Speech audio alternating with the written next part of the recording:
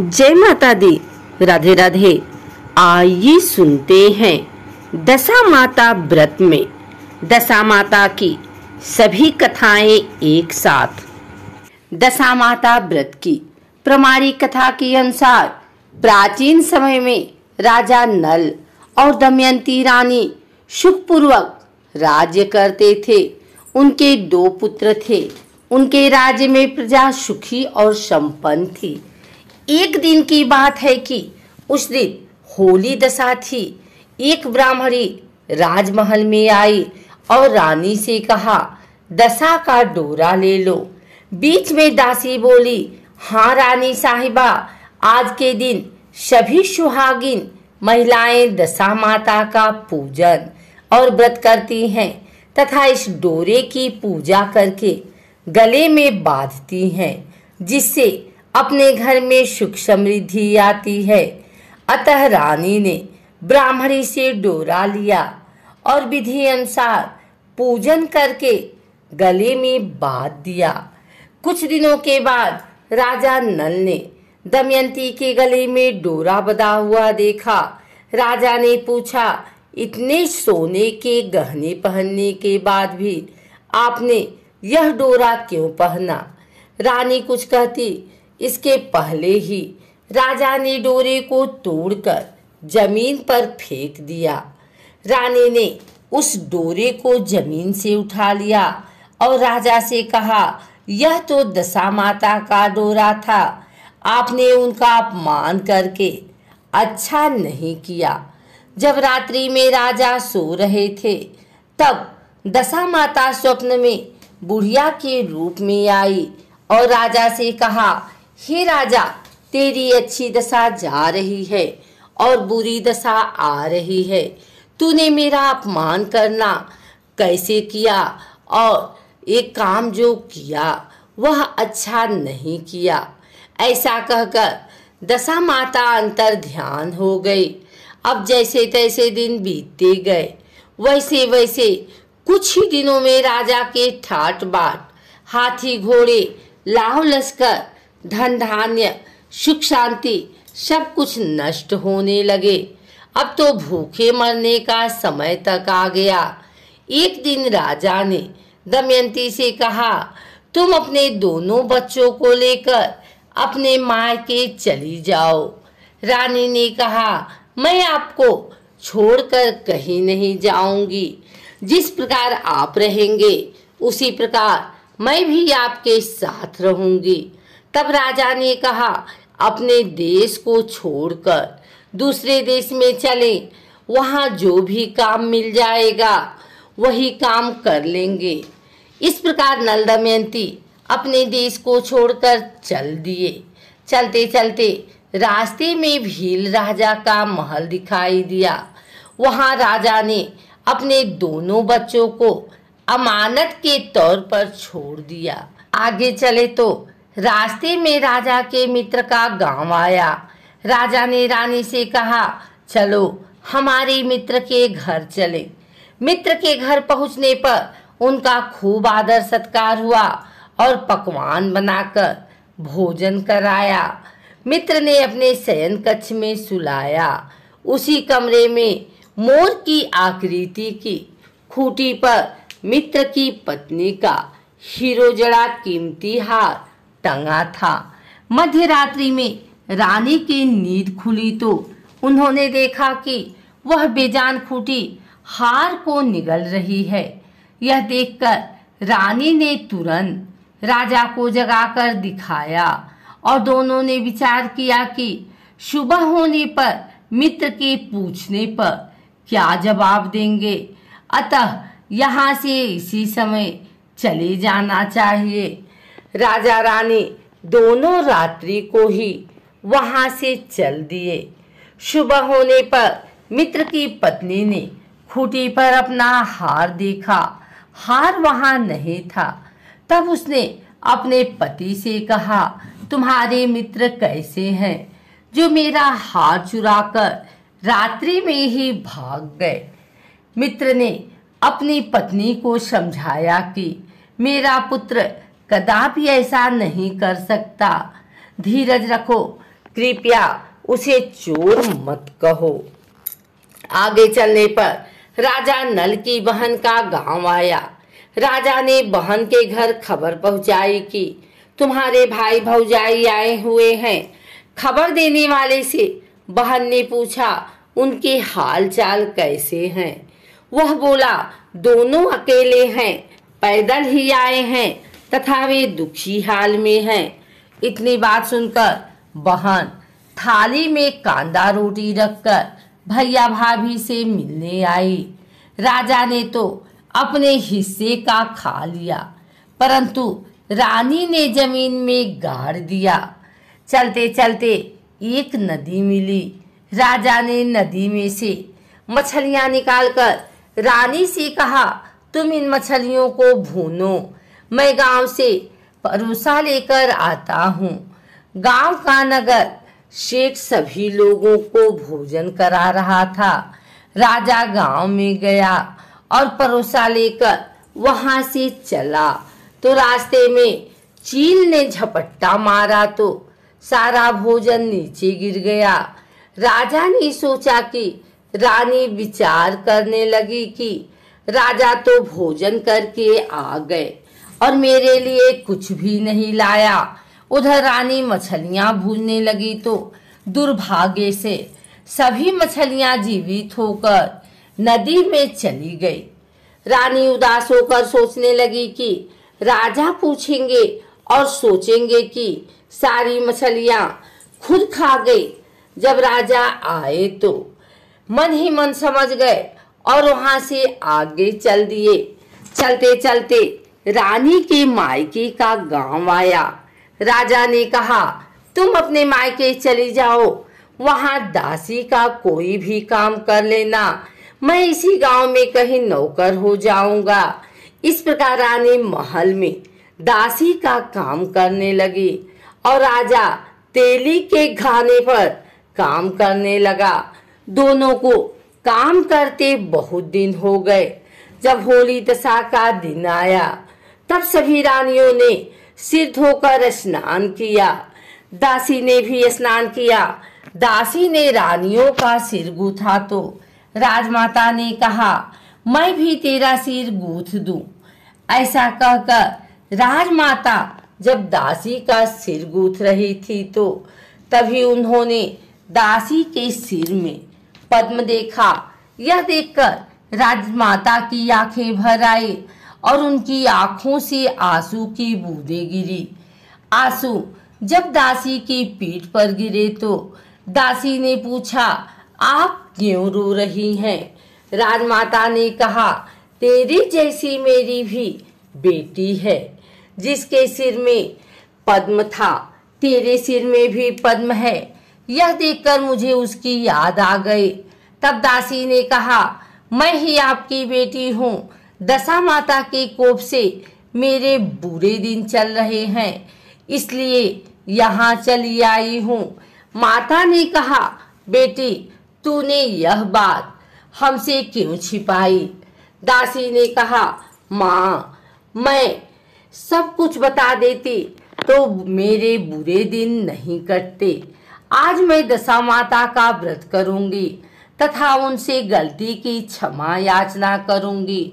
अब तो राजमाता ने बेटी से पूछा हमारे जमाई राजा कहाँ हैं? बेटी बोली वे इसी गांव में किसी तेली के घर काम कर रहे हैं।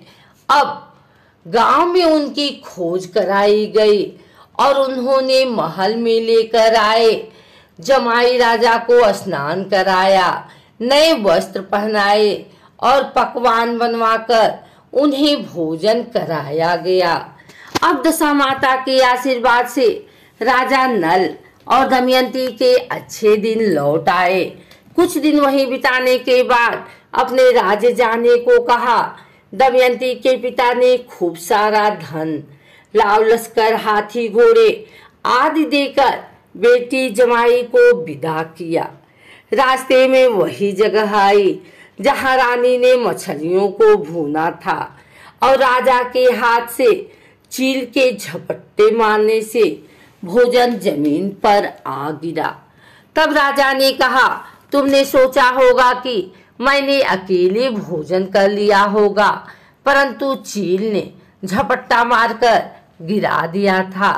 अब रानी ने कहा, आपने सोचा होगा कि मैंने मछलियां भूनकर अकेले खा ली होगी, परंतु वे तो जीवित होकर नदी में चली गई थी। चलते चलते अब राजा की बहन का गांव आया। राजा की बहन के यहाँ खबर भेजी। खबर देने वाले से पूछा कि उनके हाल चाल कैसे हैं। उसने बताया कि वे बहुत अच्छी दशा में हैं। उनके साथ हाथी घोड़े लाव लश्कर हैं। यह सुनकर राजा की बहन मोतियों की थाल सजाकर लाई। तभी दमयंती ने धरती माता से प्रार्थना की और कहा, माँ, आज मेरी अमानत मुझे वापस दे दो। यह कहकर उस जगह को खोदा जहाँ कांदा रोटी गाड़ दिया था। खोदने पर रोटी तो सोने की और कांदा चांदी का हो गया। ये दोनों चीजें बहन की थाली में डाल दी और आगे चलने की तैयारी करने लगी। वहां से चलकर राजा अपने मित्र के घर पहुंचे। मित्र ने उनका पहले के समान ही खूब आदर सत्कार किया। रात्रि विश्राम के लिए उन्हें उसी शयन कक्ष में सुलाया। मोरनी वाली खूंटी के हार निगल जाने वाली बात से नींद नहीं आई। आधी रात के समय वही मोरनी वाली खूंटी हार उगलने लगी तो राजा ने अपने मित्र को जगाया तथा रानी ने मित्र की पत्नी को जगाकर दिखाया। आपका हार तो इसने निगल लिया था। आपने सोचा होगा कि हार हमने चुराया। दूसरे दिन प्रातःकाल नित्य कर्म से निपटकर वहां से वे चल दिए। वे भील राजा के यहाँ पहुंचे और अपने पुत्रों को मांगा तो भील राजा ने देने से मना कर दिया। गांव के लोगों ने उन बच्चों को वापस दिलाया। नल दमयंती अपने बच्चों को लेकर अपनी राजधानी के निकट पहुंचे तो नगरवासियों ने लाव लश्कर के साथ उन्हें आते देखा। सभी ने बहुत प्रसन्न होकर उनका स्वागत किया। गाजे बाजे के साथ उन्हें महल पहुंचाया। राजा का पहले जैसा ठाट बाट हो गया। राजा नल दमयंती पर दशा माता ने पहले कोप किया, ऐसी किसी पर मत करना, और बाद में जैसी कृपा करी वैसी सब पे करना। आइए सुनते हैं दशा माता की दूसरी कथा। एक घर में सास बहू रहती थी। बहू का पति परदेश में गया था। एक दिन सास ने बहू से गांव में से आग लाकर भोजन पकाने को कहा। बहू गांव में आग लाने गई, पर किसी ने भी उसे आग नहीं दी और सभी ने कहा कि जब तक दशा माता की पूजा नहीं हो जाती तब तक आग नहीं मिलेगी। बेचारी बहू खाली हाथ घर लौट आई। उसने सास को बताया कि गांव भर में आज दशा माता की पूजा है, इसलिए कोई आग नहीं दे रहा है। शाम हो जाने पर सास आग लेने गई। गांव में तो स्त्रियों ने उसे आराम से बैठाया और कहा कि सुबह तुम्हारी बहू आग लेने आई थी, परंतु हमारे यहाँ पूजा नहीं हुई थी, इसलिए आग नहीं दे सकी। सास आग लेकर अपने घर पहुंची ही थी कि एक आदमी बछड़ा लिए आया और उसके पीछे एक गाय थी। स्त्री ने उससे पूछा कि यह गाय का पहला बच्चा है क्या? आदमी ने उत्तर दिया, हाँ। उसने फिर पूछा कि बछड़ा है या बछिया? उसने जवाब दिया कि बछड़ा है।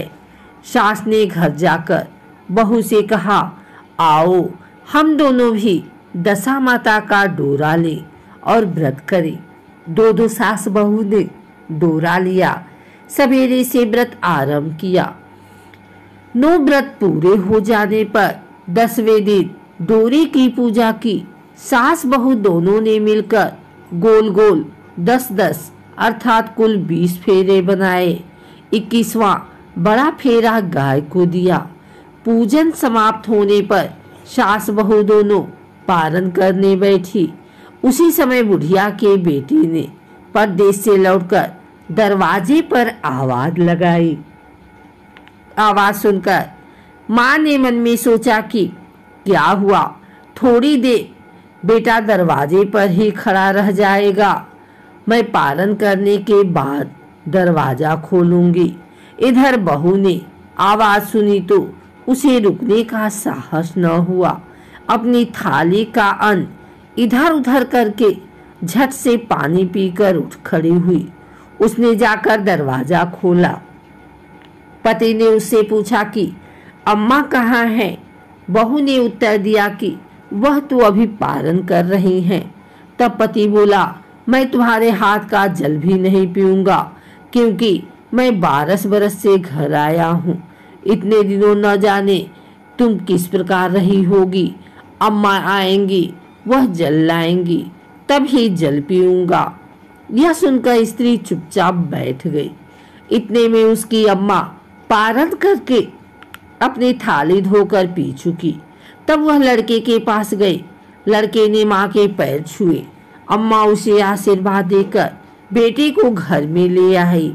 माता ने थाली परोस कर रखी। बेटा भोजन करने लगा। उसने हाथ में पहला ग्रास लिया था कि फेरों के वे टुकड़े जो बहू ने अपनी थाली में फेंक दिए थे अपने आप बेटे के सामने आने लगे। बेटे ने माँ से पूछा, यह सब क्या हो रहा है? माँ बोली, मैं क्या जानूं बेटा, बहू जाने। यह सुनकर बेटा आग बबूला होकर बोला, ऐसी बहू मेरे किस काम की, जिसके चरित्र की तुम साक्षी नहीं हो, उसको मैं घर में नहीं रख सकता। इसे अभी घर से निकालो। यदि ये घर में रहेगी तो मैं घर में नहीं रहूंगा।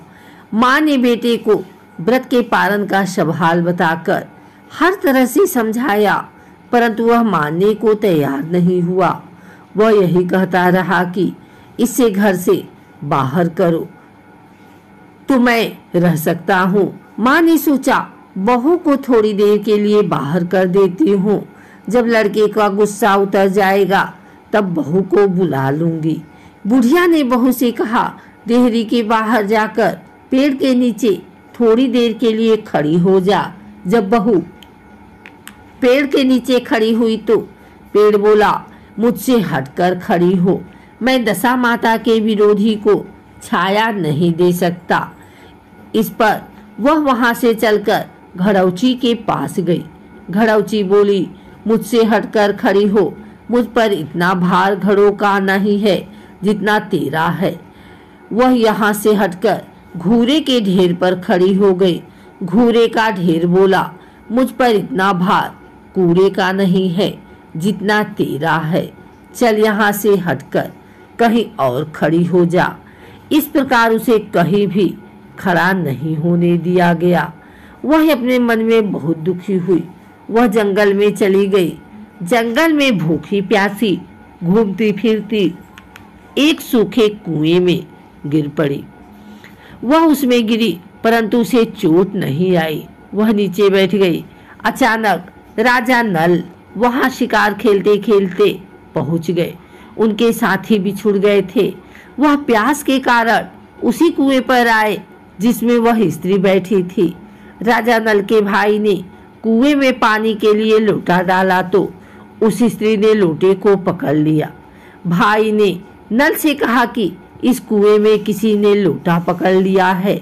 तब राजा नल ने कुएं में आकर कहा कि तुम यदि पुरुष हो तो मेरे धर्म के भाई हो, और यदि स्त्री हो तो मेरे धर्म की बहन हो। तुम जो भी हो बोलो, मैं तुम्हें बाहर निकाल लूंगा। स्त्री ने आवाज दी। राजा ने उसे बाहर निकाल लिया तथा हाथी पर बैठाकर राजधानी ले आया। महाराज को शिकार से लौटकर महलों की ओर आते देखकर सबने महारानी को महाराजा के आने की सूचना दी। सेवकों ने एक स्त्री को हाथी पर बैठा देखकर रानी को बताया कि महाराज एक नई रानी भी साथ ला रहे हैं। यह जानकर रानी बड़ी दुखी हुई। इतने में महाराज भी वहां आ पहुंचे। रानी ने हाथ जोड़कर विनती की, महाराज मुझसे ऐसी क्या गलती हो गई जो मेरे रहते आपने दूसरा विवाह कर लिया। राजा नल ने हंसकर उत्तर दिया, वह तुम्हारी सौत नहीं ननद है, मेरी धर्म की बहन है। तुम्हें उसके साथ अपनी सगी ननद की तरह बर्ताव करना चाहिए। यह सुनते ही महारानी का मुख प्रसन्नता से कमल की भांति खिल उठा।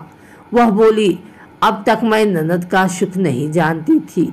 अच्छा हुआ जो मुझे भाग्य से ननद भी मिल गई। राजा ने उसका नाम मुंह बोली बहन रखा और उसके लिए अलग महल बनवाया। उसके दिन अब सुख पूर्वक बीतने लगे। एक दिन राजा की घोड़ी का बच्चा हुआ तो राजमहल की स्त्रियां बधाई गीत गाने लगी। मुंह बोली बहन ने अपने दासियों से कहा, बाहर जाकर पता करो कि किस बात की बधाई गा जा रही है। दासियों ने बताया, महाराज की घोड़ी ने अच्छी घोड़ी में एक उत्तम बछड़े को जन्म दिया है, उसकी बधाई गाई जा रही है। मुंह बोली बहन ने पूछा, क्या घोड़ी ने पहली बार जन्म दिया है? दासियों ने उत्तर दिया, हाँ। तब मुंह बोली बहन ने महारानी के पास जाकर कहा, आओ भाभी रानी, हम तुम दोनों दशा माता का डोरा लें। रानी ने पूछा, डोरा क्या चीज है, मुझे समझाओ। वह बोली, दशा माता के व्रत का यह नियम है कि पहले पहल जब गाय या घोड़ी या स्त्री के प्रसव की खबर सुने तब डोरा लेकर व्रत आरंभ करते हैं। 9 व्रत करने के बाद 10वें दिन डोरे का पूजन करके विसर्जित करते हैं। इसके साथ उसने पारण का नियम भी बताया। तब महारानी बोली, तुम्हारा व्रत तुमको फले। मैं पूरी और दूध की खीर खाने वाली रानी महारानी भला बंद फरा गोले की पपड़ी खाकर कैसे रह सकती हूँ? ऐसा कहना खाए मेरे दुश्मन। वह बोली, भाभी मुझे जो चाहे कह लो, परंतु व्रत के संबंध में कुछ मत कहो। मैं इसी व्रत के उलझन में आज मारी मारी फिरती हूँ, आपके देश में आई हूँ। महारानी ने उदासीनता के साथ कहा, मुझे क्या पड़ी है, तुम्हें जो अच्छा लगे वह करो, मैं मना तो नहीं कर रही हूँ। मुंह बोली बहन ने श्रद्धा पूर्वक डोरा लिया। 9 दिन तक व्रत किए। 10वें दिन विधिवत पूजन किया, गोला फरा बनाए और संध्या को पारण करने बैठी। उसी समय उसके पति को अचानक कुछ प्रेरणा सी हुई और वह अपनी माता से आज्ञा लेकर अपने पत्नी को ढूंढने चल दिया। घूमता फिरता वह राजा नल की राजधानी में पहुंच गया और अपनी अपनी पत्नी का पता लगाने लगा। उसने एक कुएं पर कुछ औरतों को बातें करते देखा। एक कह रही थी, राजा की मुंह बोली बहन बहुत ही सुंदर ही स्त्री है, आजकल उसी का किया हुआ सब कुछ होता है। दूसरी स्त्री बोली, वह सुंदर होने के साथ साथ धर्मात्मा भी है, जब से आई है तभी से उसने सदा व्रत खोल रखा है, उसके दरवाजे से कोई भी व्यक्ति खाली हाथ नहीं लौटता। तीसरी स्त्री बोली, वह जैसी धर्मात्मा है वैसी सदाचारी भी है।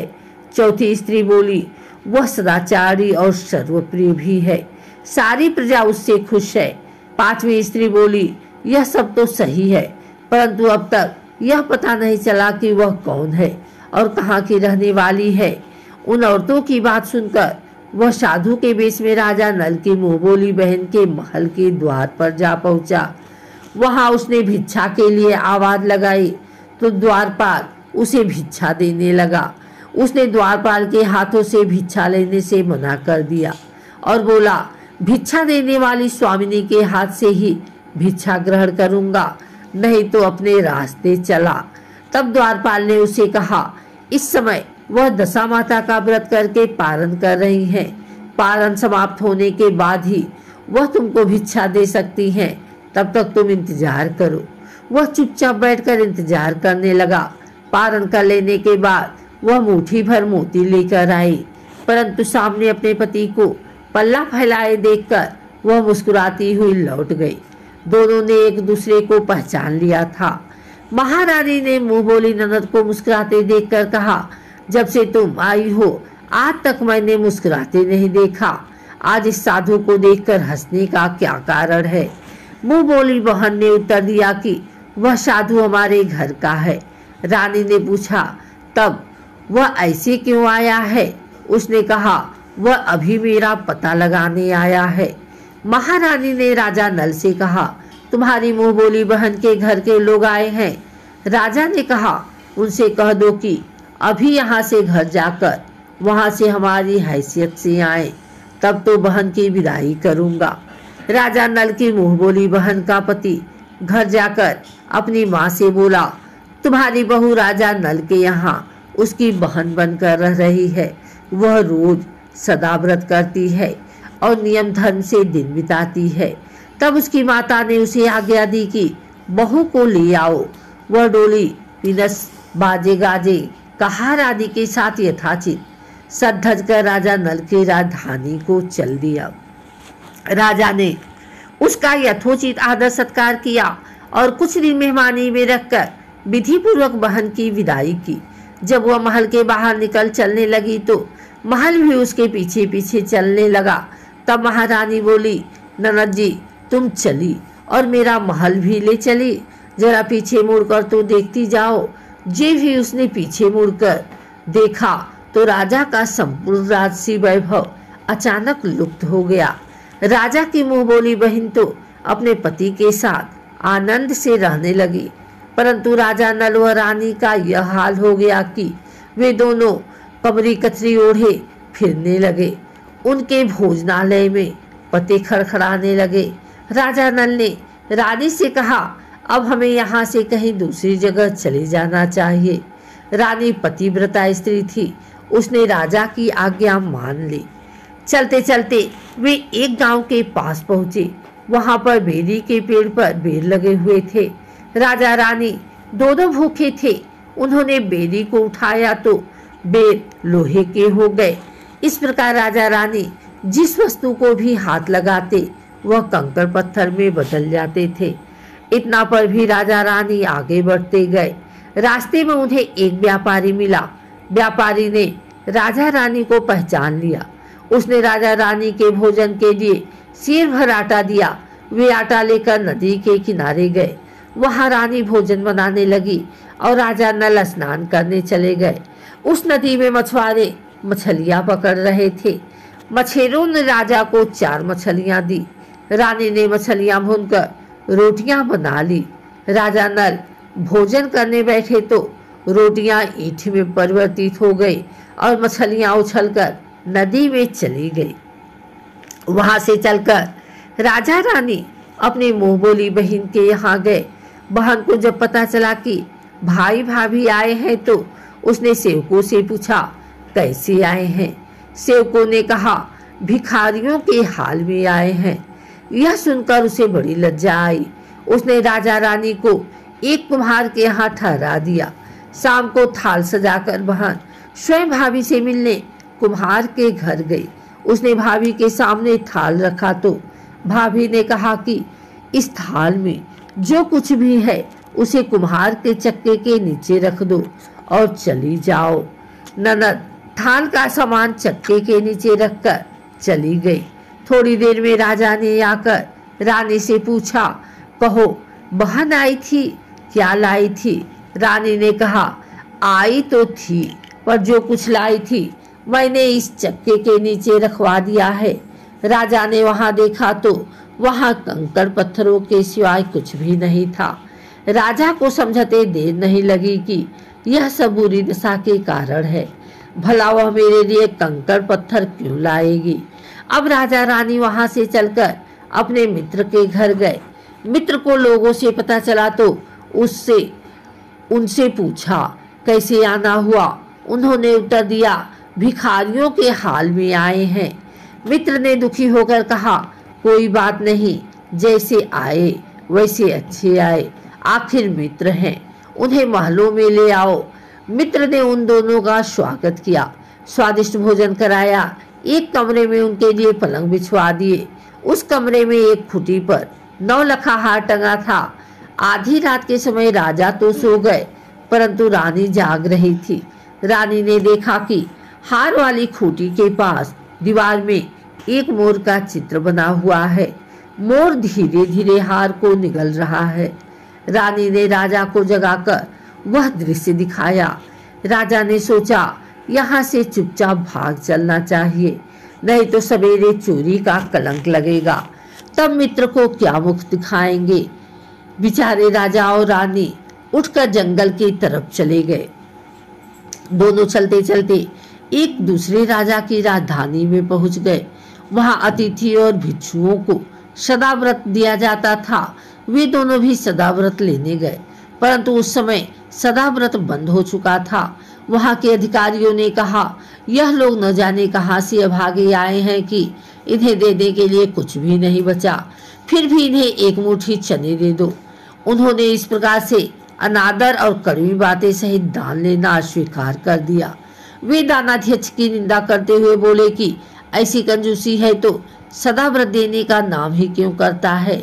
दानाध्यक्ष बोला, यह तो बड़ा घमंडी भिक्षुक लगता है, भीख भी मांगता है और गाली भी देता है। इनको हवालात में डाल दो। इस प्रकार दोनों को एक कोठरी में बंद कर दिया।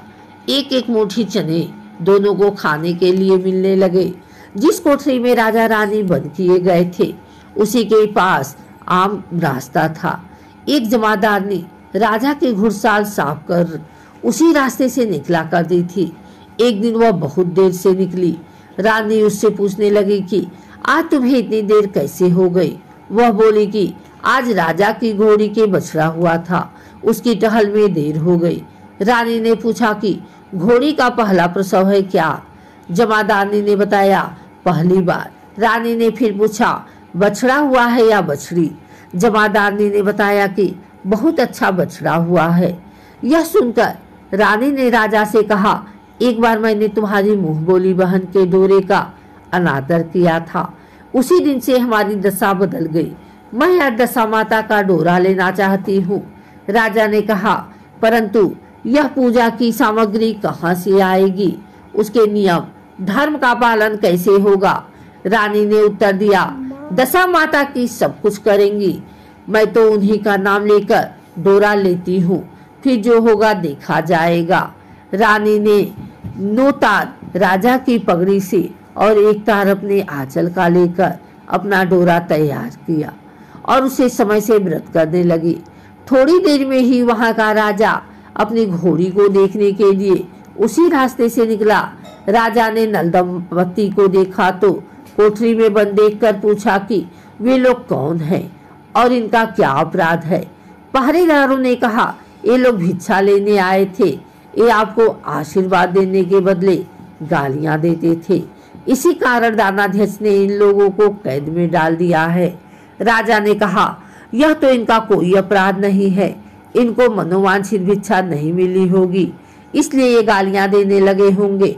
इनको संतुष्ट करना चाहिए था, ना कि कैद में डाल देना चाहिए। इनको अभी रिहा करो। राजा की आज्ञा से उसी समय दोनों को कोठरी से बाहर निकाला गया। राजा उनके पांव में पद्म और माथे पर चंद्रमा देखकर पहचान गया कि यह तो राजा नल और रानी दमयंती हैं। इस पर उसने दोनों हाथों से हाथ जोड़कर क्षमा मांगी और हाथी पर बैठाकर अपने महल में ले गया। उस दिन तक राजा के यहाँ रहकर उन दोनों ने पूरे राजसी ठाठ के साथ अपनी राजधानी की ओर प्रस्थान किया। रास्ते में वे पहले अपने मित्र के यहाँ गए। मित्र ने राजा नल की आने की खबर सुनकर लोगों से पूछा, मित्र आए तो कैसे आए। लोगों ने कहा, अब की बात तो राजसी ठाट बाट के साथ हाथी घोड़े डंका निशान पालकी पीनस एवं फौज के साथ लेकर आए हैं। मित्र ने कहा, अच्छी बात है, आने दो। मेरे लिए तो जैसे तब थे वैसे ही अब भी हैं, आखिर है तो मित्र ही। राजा रानी मित्र के महल में गए। मित्र ने उनको आदर सत्कार के साथ उसी स्थान पर ठहराया जिस स्थान पर पहले ठहराया था। आधी रात के समय जब राजा सो रहे थे और रानी पैर दबा रही थी, तब रानी ने देखा कि मोर का चित्र जो पहले हार को निगल गया था उसे उगल रहा है। रानी ने राजा को जगाकर यह दृश्य दिखाया। राजा नल ने अपने मित्र को बुलाकर यह दिखाया। मित्र बोला कि मैंने तब भी तुमको चोर नहीं समझा था और न अब समझता हूँ। यह दृश्य तुम्हारी बुरी दशा का फल है। आप निश्चित रहिए, मेरे मन में कोई मैल नहीं है। मित्र के यहाँ से चलकर राजा रानी अपनी मुंह बोली बहन के यहाँ गए। उसने सुना राजा भैया आ रहे हैं तो उसने लोगों से पूछा कैसे आ रहे हैं। लोगों ने कहा जिस प्रकार राजा का आना चाहिए उसी प्रकार से आ रहे हैं। उसने कहा उनको मेरे महल ले आओ। जब राजा नल का हाथी बहन के महल की ओर बढ़ा तब रानी ने कहा आप अपनी बहन के घर जाइए, मैं तो उसी कुम्हार के घर रहूंगी जिसके पहले ठहरी थी। राजा ने कहा जिस कारण इतने दुख उठाए तुम फिर उससे झगड़ा मोल लेना चाहती हो, यह तुम अच्छा नहीं कर रही हो। परंतु रानी नहीं मानी, वह कुम्हार के घर ही ठहरी। राजा बहन के घर चले गए। शाम को राजा की बहन भाभी के लिए थाल सजाकर कुम्हार के यहाँ आई। उसने भाभी के सामने थाल रख दिया। भाभी सोने चांदी के गहने उतार उतार कर रखने लगी और कहने लगी खाओ रे मेरे सोने चांदी के गहने खाओ, हम भूखे नंगे क्या खाएंगे।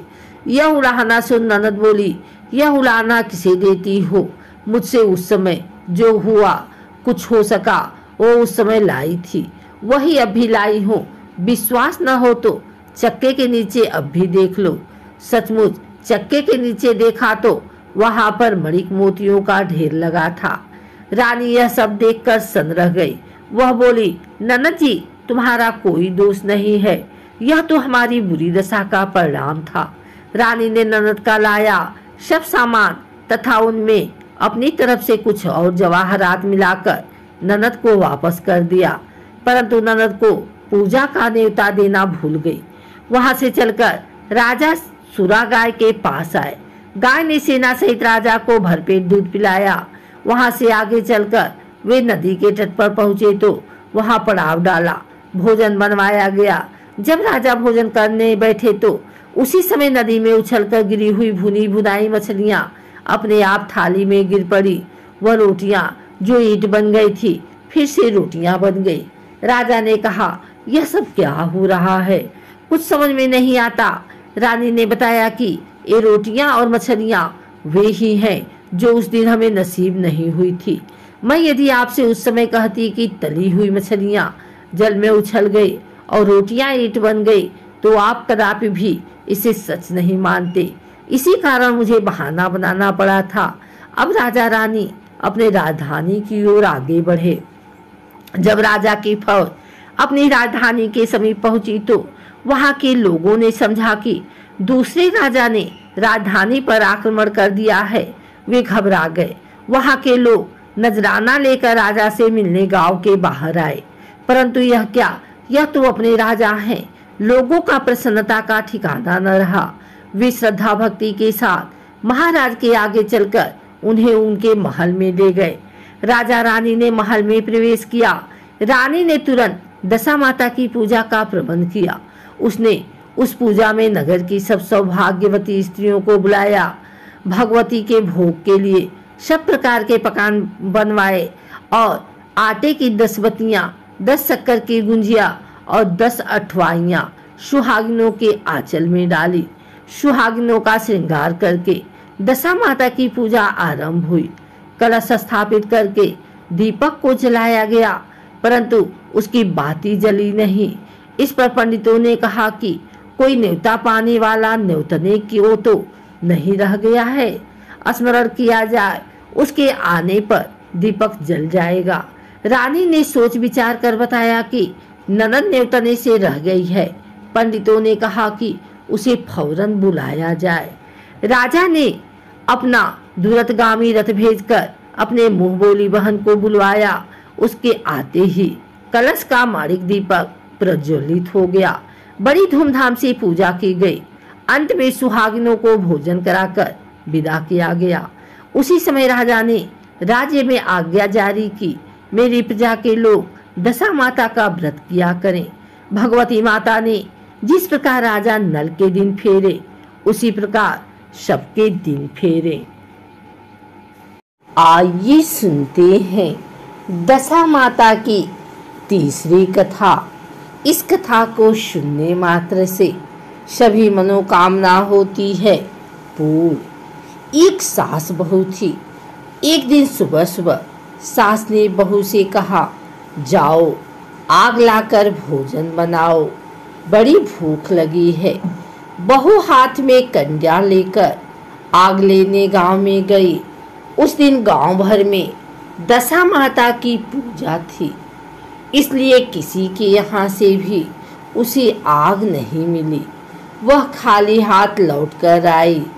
शाम होने पर वह पड़ोसन के पास जाकर बोली कि मेरी सास तो दशा माता का डोरा नहीं लेती, परंतु अब की बार मैं डोरा लेना चाहती हूँ।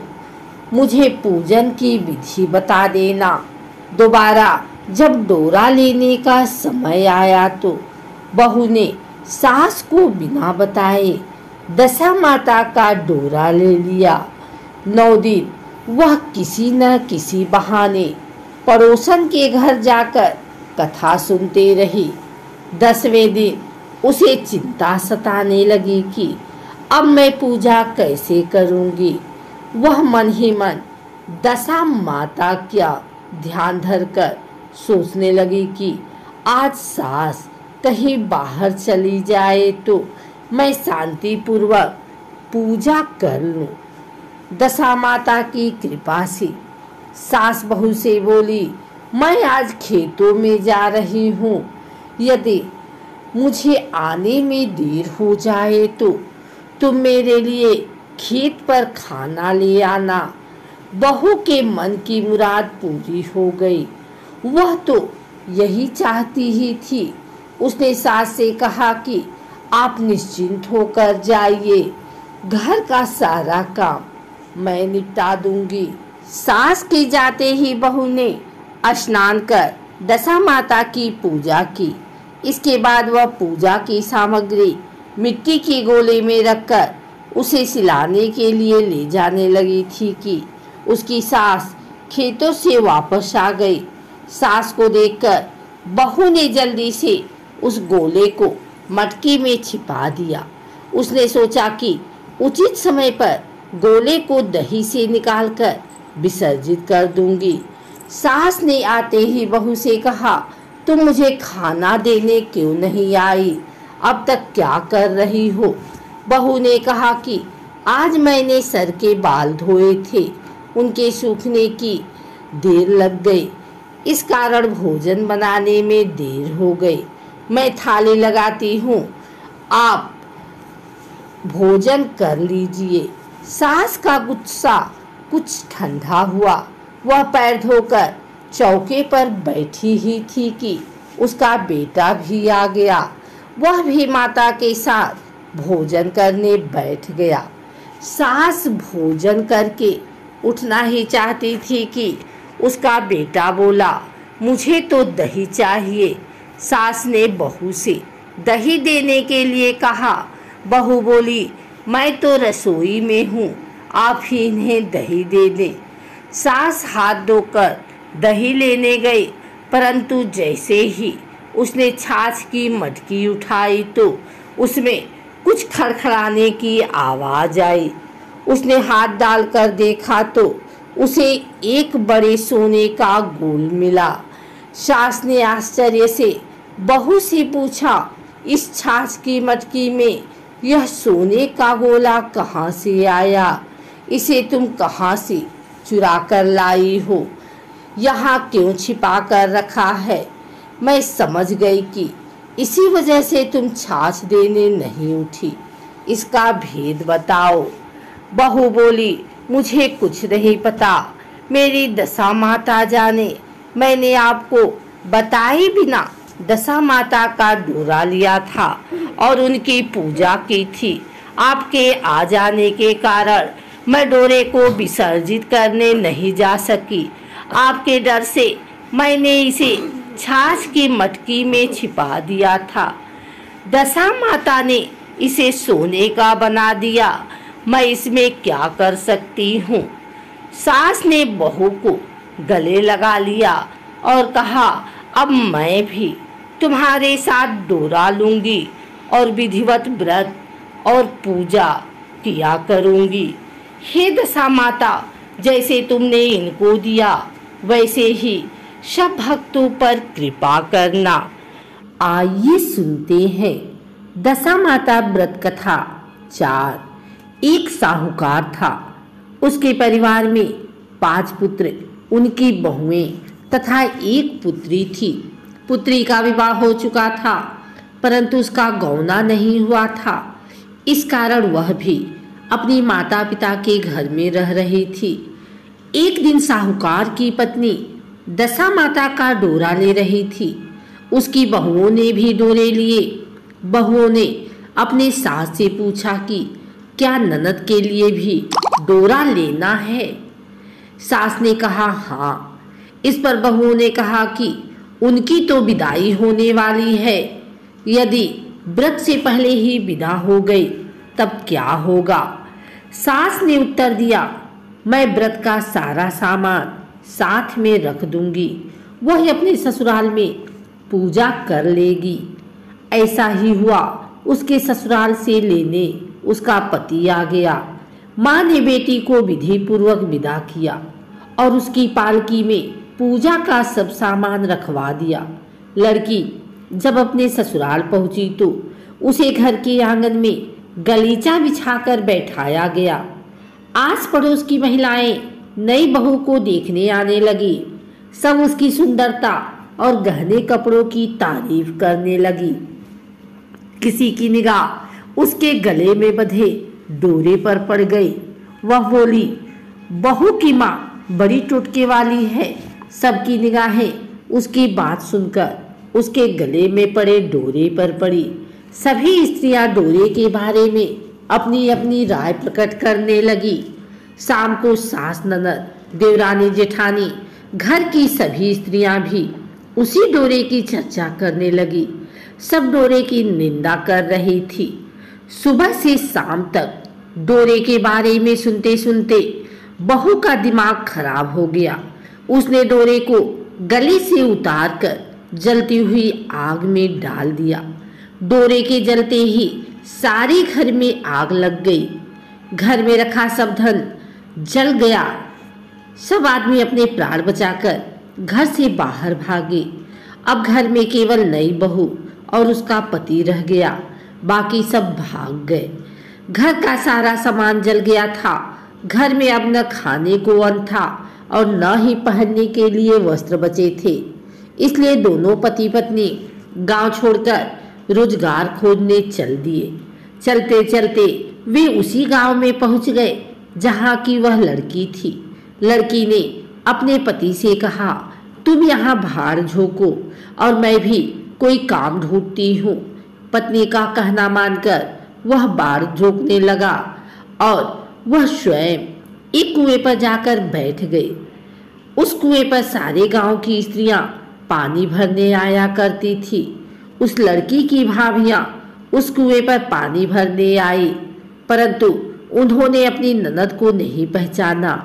वे उससे बोली, तुम तो किसी भले घर की लड़की मालूम होती हो, कुछ काम करना चाहती हो तो बोलो।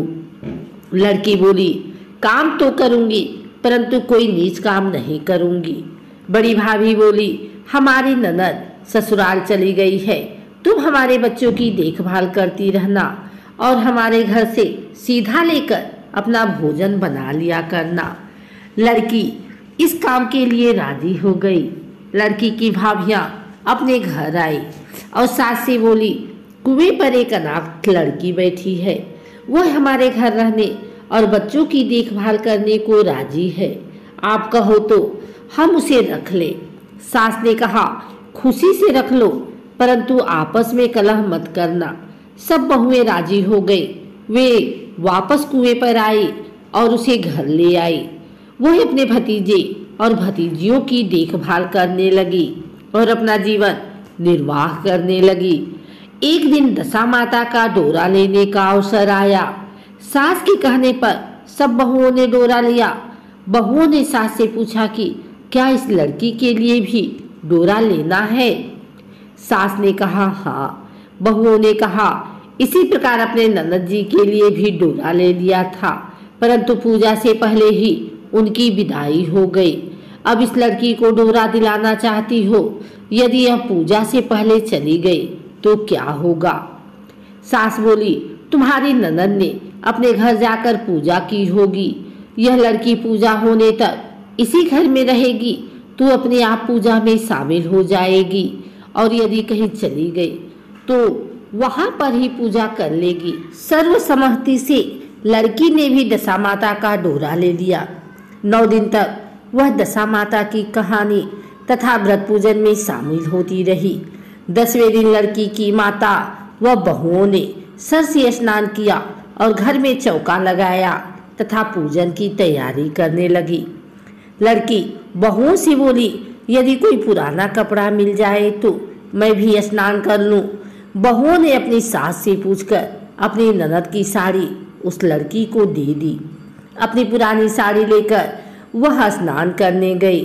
उसने सर से स्नान करके साड़ी पहनी और घर आ गई। घर पर पूजा आरंभ हो गई। वह जैसे ही पूजा के पास आकर बैठी तो बहुओं ने कहा, यह तो हमारी ननद जैसी लग रही है। इस पर सास ने नाराज होकर कहा, तुम्हारे मन में जो आता है बोलती रहती हो। पूजा के समय भी चुपचाप नहीं बैठा जाता। चुप रहो, मुझे कथा कह लेने दो। तुम्हारी बातों से कथा में विघ्न पड़ता है। बहुएं चुप हो गई। घर की सब स्त्रियों ने पारण किया। लड़की ने भी पारण किया। इसके बाद स्त्रियां एक दूसरे का सर गूंथने लगी। एक ने लड़की का सर गूंथना शुरू किया। वह बोली कि जैसी गूंथ सिर में है वैसी गूंथ हमारी ननद के सिर में थी। सास नाराज होकर बोली, तुम मेरी बेटी की तुलना इससे क्यों कर रही हो? सास ने बहू को तो डांट दिया, परंतु उसकी बात मन में घर कर गई। उसने लड़की से कहा, आज रात मेरे पास सोना।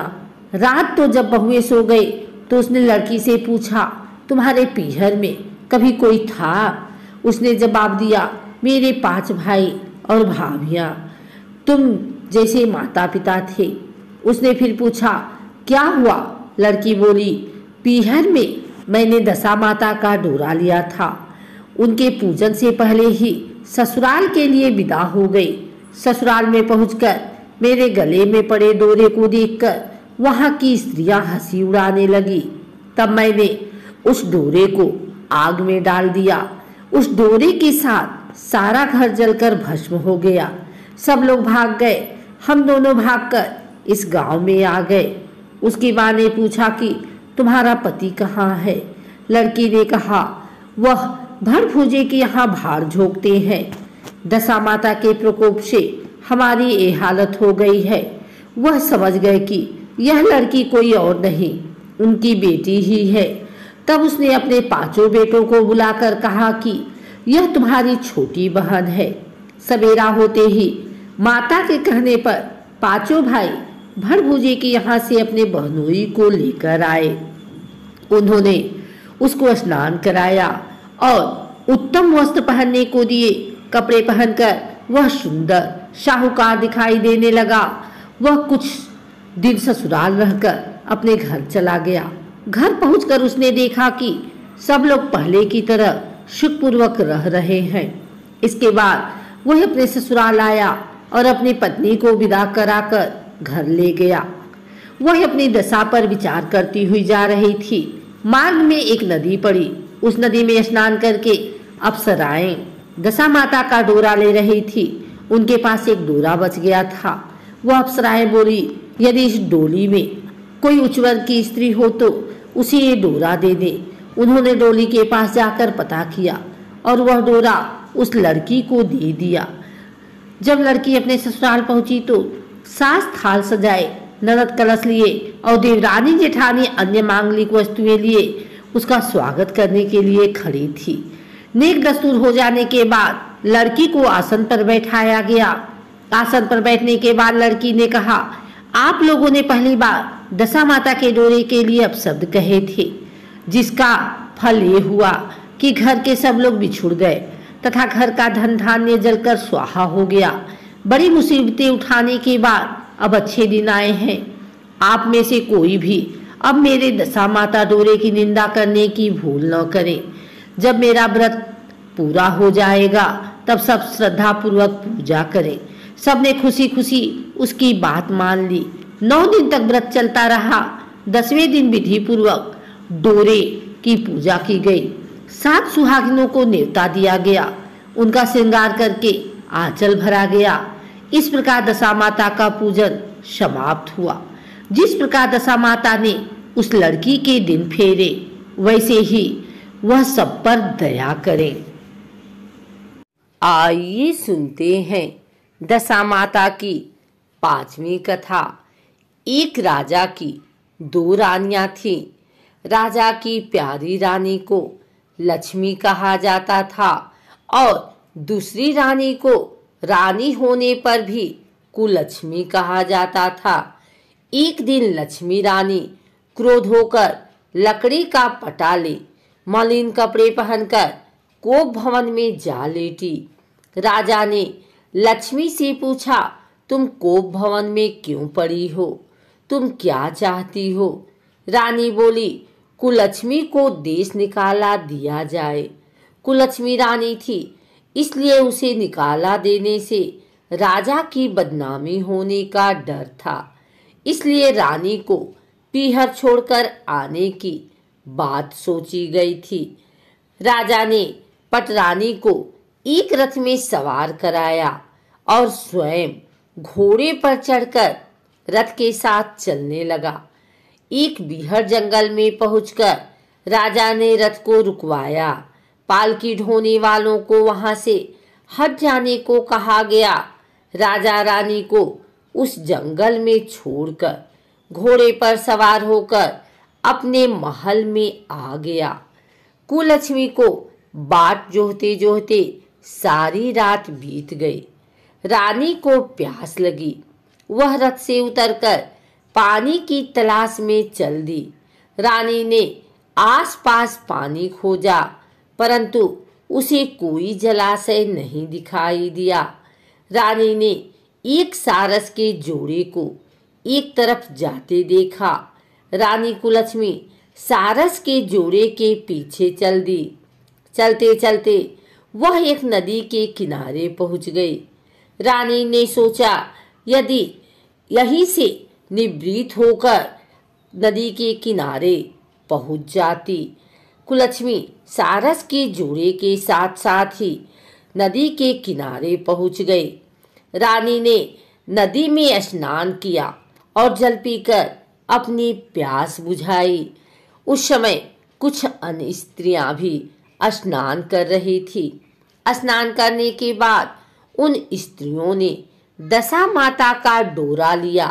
उनके पास एक डोरा बच गया। उन्होंने रानी से डोरा लेने का अनुरोध किया। रानी डोरा लेकर अपने रथ में आकर बैठ गई।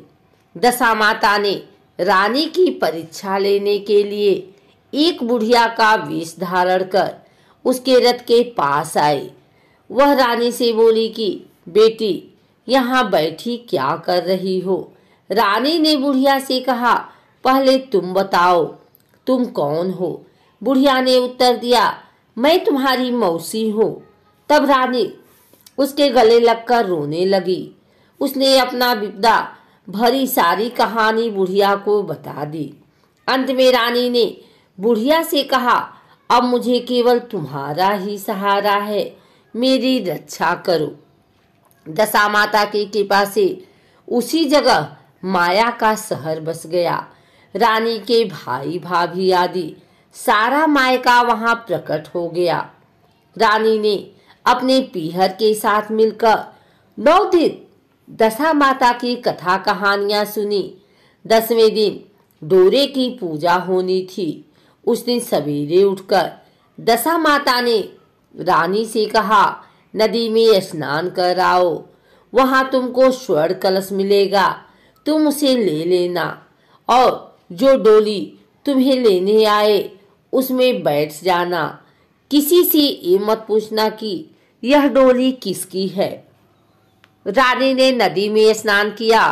वह स्नान करके बाहर निकल आई तो उसे 2 स्वर्ण के कलश नदी के किनारे रखे मिले। उन्हीं के पास रेशमी वस्त्र रखे थे। उन वस्त्रों को रानी ने पहन लिया। वह चलने को तैयार हुई तो उसे डोली आती दिखाई दी। वह डोली में बैठ गई और अपने घर पहुंच गई। घर पहुंचकर उसने माया के परिवार की सब महिलाएं सहित दशा माता के डोरे की पूजा की, सुहागिनों को भोजन कराया। इसके बाद उसने पारण किया। अब रानी अपने पीहर में आनंद पूर्वक सबके साथ मिलकर रहने लगी। इधर कुछ समय बाद राजा को रानी कुलक्ष्मी का ध्यान आया। राजा ने विचार किया कि जिस दिन से मैं रानी को जंगल में छोड़कर आया हूँ तब से उनका कोई समाचार नहीं मिला। चलकर देखना चाहिए कि रानी कुलक्ष्मी का क्या हाल है। मंत्रियों ने राजा को समझाया कि अब रानी से मिलना आपके लिए ठीक नहीं होगा, परंतु राजा ने मंत्रियों की बात पर कोई ध्यान नहीं दिया। वह घोड़े पर सवार होकर उसी स्थान पर पहुंचा जहां पर रानी को छोड़ आया था। राजा को ये देखकर बड़ा आश्चर्य हुआ कि यहाँ तो सघन वन था, परंतु अब यहाँ रमणीक बस्ती बसी हुई है। राजा ने लोगों से पूछा, यह कौन सी नगरी है? लोगों ने उसे बताया कि यह कुलक्ष्मी का नगर है। अब तो राजा के आश्चर्य का ठिकाना न रहा। वह बार बार सोच रहा था कि क्या यह नगर मेरी पटरानी कुलक्ष्मी द्वारा बसाया नगर है? राजा ने कुलक्ष्मी के महल के पास जाकर सूचना भिजवाई कि उनसे अमुक देश के राजा मिलना चाहते हैं। रानी ने राजा को पहचान कर मिलने से मना कर दिया, परंतु मौसी ने उसे समझाया कि हिंदुओं में तो पति परमेश्वर माना जाता है। तुम्हें यही उचित है कि तुम यथाशक्ति उनका आदर सत्कार करो। मौसी के कहने पर रानी कुलक्ष्मी ने राजा को महल में बुलवाया। दोपहर को राजा को भोजन पर बुलाया गया। राजा के साथ नाई भी था। रानी राजा और नाई को भोजन कराने लगी। पहली बार रानी ने नाई की पत्तल पर भोजन परोसा तो नाई ने रानी के पैर पर एक छींटा लगाया। रानी इस भेद को नहीं समझ सकी। नाई ने उसके पैर पर रायते का छींटा क्यों मारा? रानी दूसरी बार पोशाक बदलकर फिर आई। राजा मन में सोचने लगा कि यहाँ तो बहुत सी रानियां हैं, सबकी शक्ल एक जैसी है। मैं अपनी रानी को कैसे पहचानूंगा? डेरे आकर राजा ने नाई से कहा, यहाँ तो कई रानियां हैं, मैं अपने रानी को कैसे पहचानूं? नाई बड़ा चतुर था। वह बोला, रानी तो एक ही है, परंतु वह पोशाक बदल बदल कर हमारे सामने आ रही है। राजा ने नाई से पूछा, तुझे कैसे पता चला कि रानी एक ही है? नाई बोला कि मैंने उनके पैर पर रायते का छींटा मारा था। वह 3 बार कपड़े बदलकर हमारे सामने आई, परंतु वह छींटा उनके पैर पर 3 बार लगा था। अगले दिन रानी ने राजा को अपने महल में बुलवाया। राजा को अपनी मेज पर बिठाकर खाने के लिए पान का बीड़ा दिया। पान खाकर राजा पलंग पर लेट गया और रानी उसके पैर दबाने लगी। राजा ने रानी से अपने किए के लिए क्षमा मांगी और रानी को अपनी राजधानी में चलने को कहा। रानी ने कहा, आप मुझे किस मुंह से चलने को कह रहे हो? आप तो मुझे जंगल में अकेला छोड़कर चले गए थे। आप तो दूसरी रानी के कहने में आकर मेरा परित्याग कर चुके थे। यह तो मेरी मौसी का किया हुआ है, उसी के कारण यह सब वैभव मुझे प्राप्त हुआ है, वरना आप तो मेरा सर्वनाश कर चुके थे। राजा ने रानी को बहुत समझाया। तब रानी बोली कि मैं केवल एक शर्त पर आपके साथ चल सकती हूँ। आप मेरी मौसी से वरदान मांगेंगे कि यह नगरी आपकी राजधानी के पास पहुँचा दें, जिससे जब मेरा मन चाहे आपके पास रहूं और जब जी चाहे तो मौसी के दिए महल में चली जाऊं। मेरी मौसी बड़ी दयालु हैं, संभव है कि वह हमारी बात मान जाएं। राजा ने दशामाता मौसी से प्रार्थना की कि मौसी ने राजा की बात मानकर दोनों शहरों को पास पास स्थापित कर दिया, मानो एक दूसरे के ही भाग हों। राजा ने दशामाता की कृपा का फल जानकर शहर में ढिढोरा पिटवाया कि उनकी प्रजा दशामाता का पूजा किया करे। भगवती दशामाता ने जिस प्रकार कुलक्ष्मी पर दया की, वैसे ही दया सब जने पर करना। आइए सुनते हैं दशामाता की 6वीं कथा। एक राजा था, उसकी रानी कोमलांगी थी। वह फूलों की सैया पर सोया करती थी। एक दिन फूलों के साथ कच्ची कली भी आ गई। कच्ची कली के कारण उसे रात को नींद नहीं आई। वह करवटें बदलती रही। राजा ने पूछा, प्रिय, आज क्या बात है जो तुम्हें नींद नहीं आ रही है? रानी ने बताया कि आज फूलों में एक कच्ची कली आ गई है। वह मेरे शरीर में चुभ रही है, इसी कारण मुझे नींद नहीं आ रही है। राजा ने शयन कक्ष में एक दीपक जल रहा था, जिस ज्योति के स्वरूप कहते थे। ज्योति स्वरूप रानी की बात सुनकर हंसा। राजा ने हाथ जोड़कर उससे हंसने का कारण पूछा। ज्योति स्वरूप ने बताया कि अभी तो रानी को कच्ची कली के कारण इतनी तकलीफ हो रही है।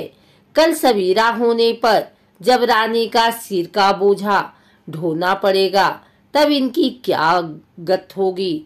राजा ने पूछा कि क्या मेरे जीवित रहते ऐसा संभव है? तब दीपक ज्योति स्वरूप ने उत्तर दिया, हाँ संभव है, तुम्हारे जीते जी संभव है। ज्योति स्वरूप की बात सुनकर राजा के मन में सोचा कि देववाणी कभी असत्य नहीं होती, होनी को कौन टाल सकता है। रानी को अवश्य बोझा ढोना पड़ेगा, परंतु यह हो सकता है कि यदि मैं इसे एक संदूक में बैठाकर समुद्र में बहा दूं, तो संभव है कि यह बोझा ढोने से बच जाए, क्योंकि समुद्र में डूब जाने पर बोझा ढोने से बच जाएगी। राजा ने उसी समय रानी से कहा, चलो मैं तुम्हारे मायके में छोड़ आऊं, कुछ दिन तुम वहीं पर रहना। रानी बोली, परंतु महाराज, मेरे मायके में तो कोई भी नहीं है, मैं वहां किसके पास रहूंगी? राजा ने कहा कि तुम्हारे गोत्र संबंधी वहां बहुत अच्छी दशा में हैं, मैं उन्हीं के पास तुम्हें भेज देता हूँ। रानी ने राजा की बात मान ली। रानी ने बहुमूल्य आभूषण और कीमती वस्त्र धारण किए। तब राजा ने रानी को संदूक में बिठाकर नदी में बहा दिया। वह नदी समुद्र में ऐसी जगह मिलती थी जहां पर राजा के बहनोई का राज्य था। समुद्र से मोती निकालने का ठेका राजा के बहनोई ने ले रखा था। वह संदूक बहता बहता जब राजा के बहनोई के इलाके में पहुंचा तो उसने मल्लाहों को आज्ञा देकर संदूक को समुद्र से बाहर निकलवा लिया। संदूक को उसने अपने महल के शयन कक्ष में भिजवा दिया और आदेश दिया कि मेरे पहुंचने तक इसे कोई नहीं खोले।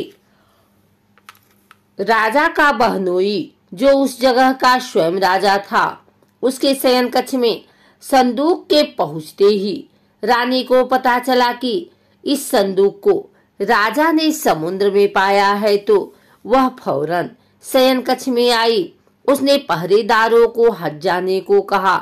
रानी ने संदूक को खोल लिया। उसे संदूक के अंदर 16 श्रृंगार किए एक स्वर्ग सुंदरी मिली। रानी ने अपने मन में सोचा कि यदि राजा इसको इस दशा में देखेंगे तो इसके ही हो जाएंगे और मुझे छोड़ देंगे। इसलिए उसने उस रानी के सब जेवर कपड़े उतार कर उसे फटे पुराने कपड़े पहना दिए और संदूक में बंद कर दिया। राजा जब बाहर से महल में आए तो उसने रानी को अपने शयन कक्ष में बुलाया और रानी से पूछा कि क्या तुमने देखा है कि इस संदूक में क्या है? रानी ने उत्तर दिया कि मैंने कुछ नहीं देखा है, मुझे नहीं पता कि इस संदूक में क्या है। राजा ने रानी के सामने संदूक खुलवाया तो उसे संदूक के अंदर फटे पुराने कपड़े वाली एक स्त्री दिखाई दी जो भिखारन सी लग रही थी।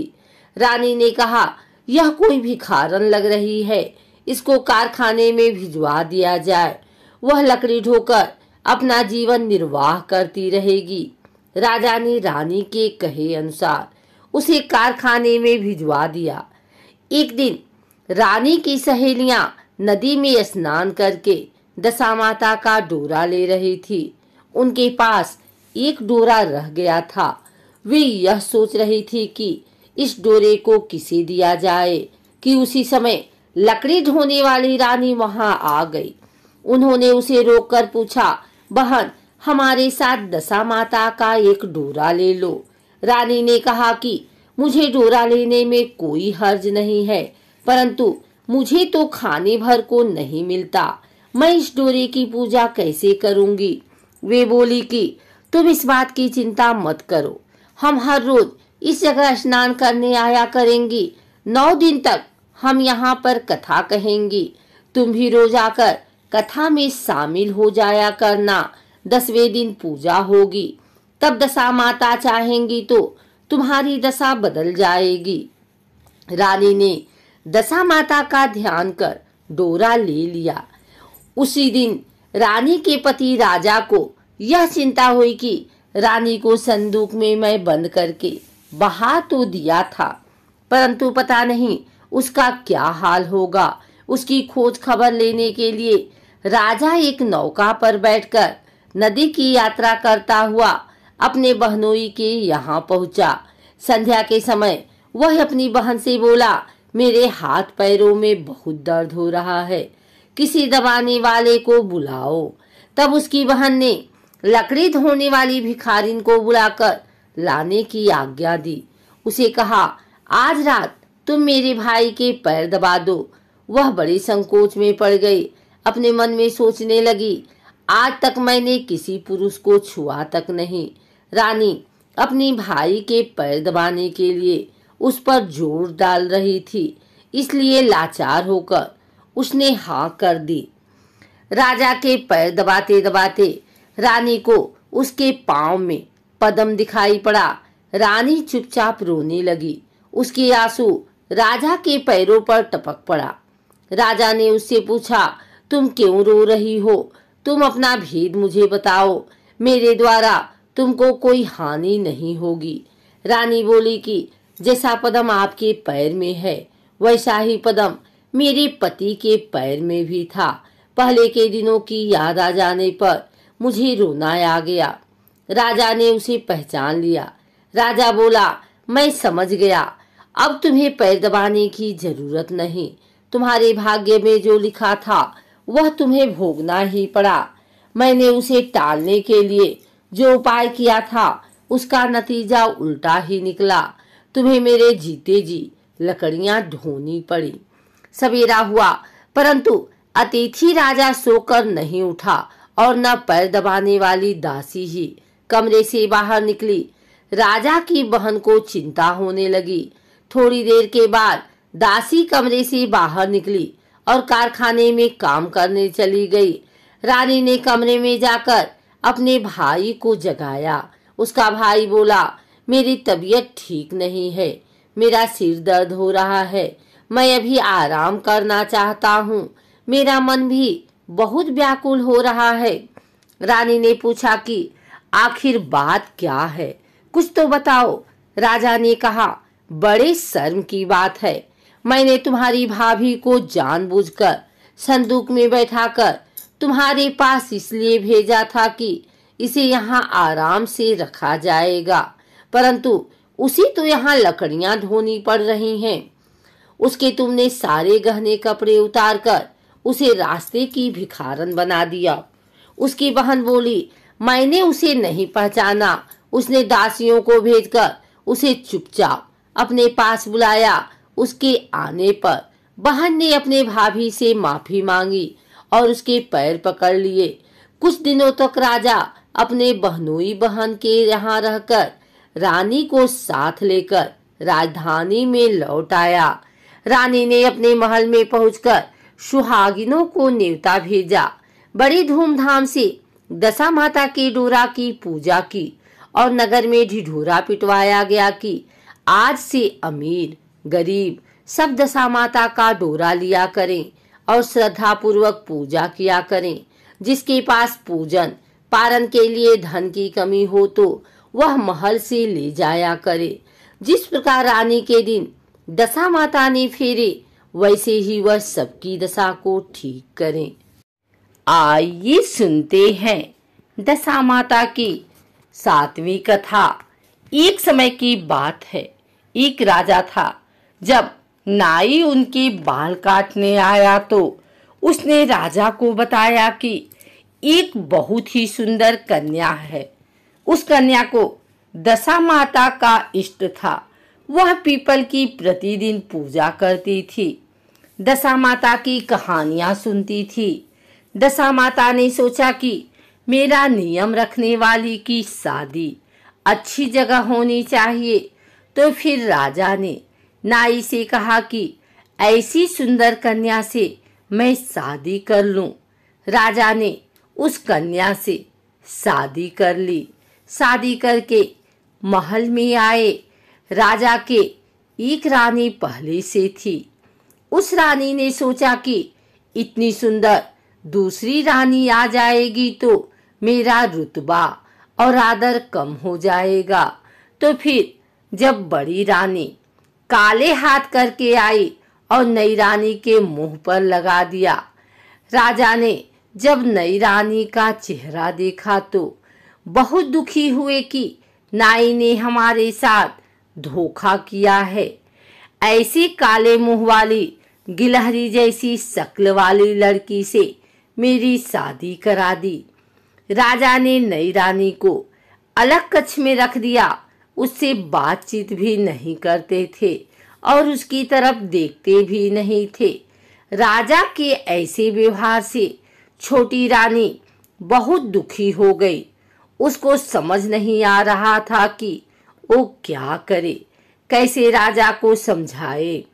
फिर कुछ समय पश्चात उसने अपने पीहर खबर भेजी कि मेरे 4 रंग की पोशाक, वैसी ही चौपड़ और झूले की रस्सी भेजना।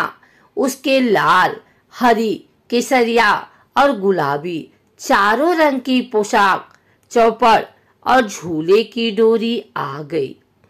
फिर उसके बाद उसने दासियों से मालूम करवाया कि राजा आज घूमने के लिए कौन सी बाग में जाएंगे।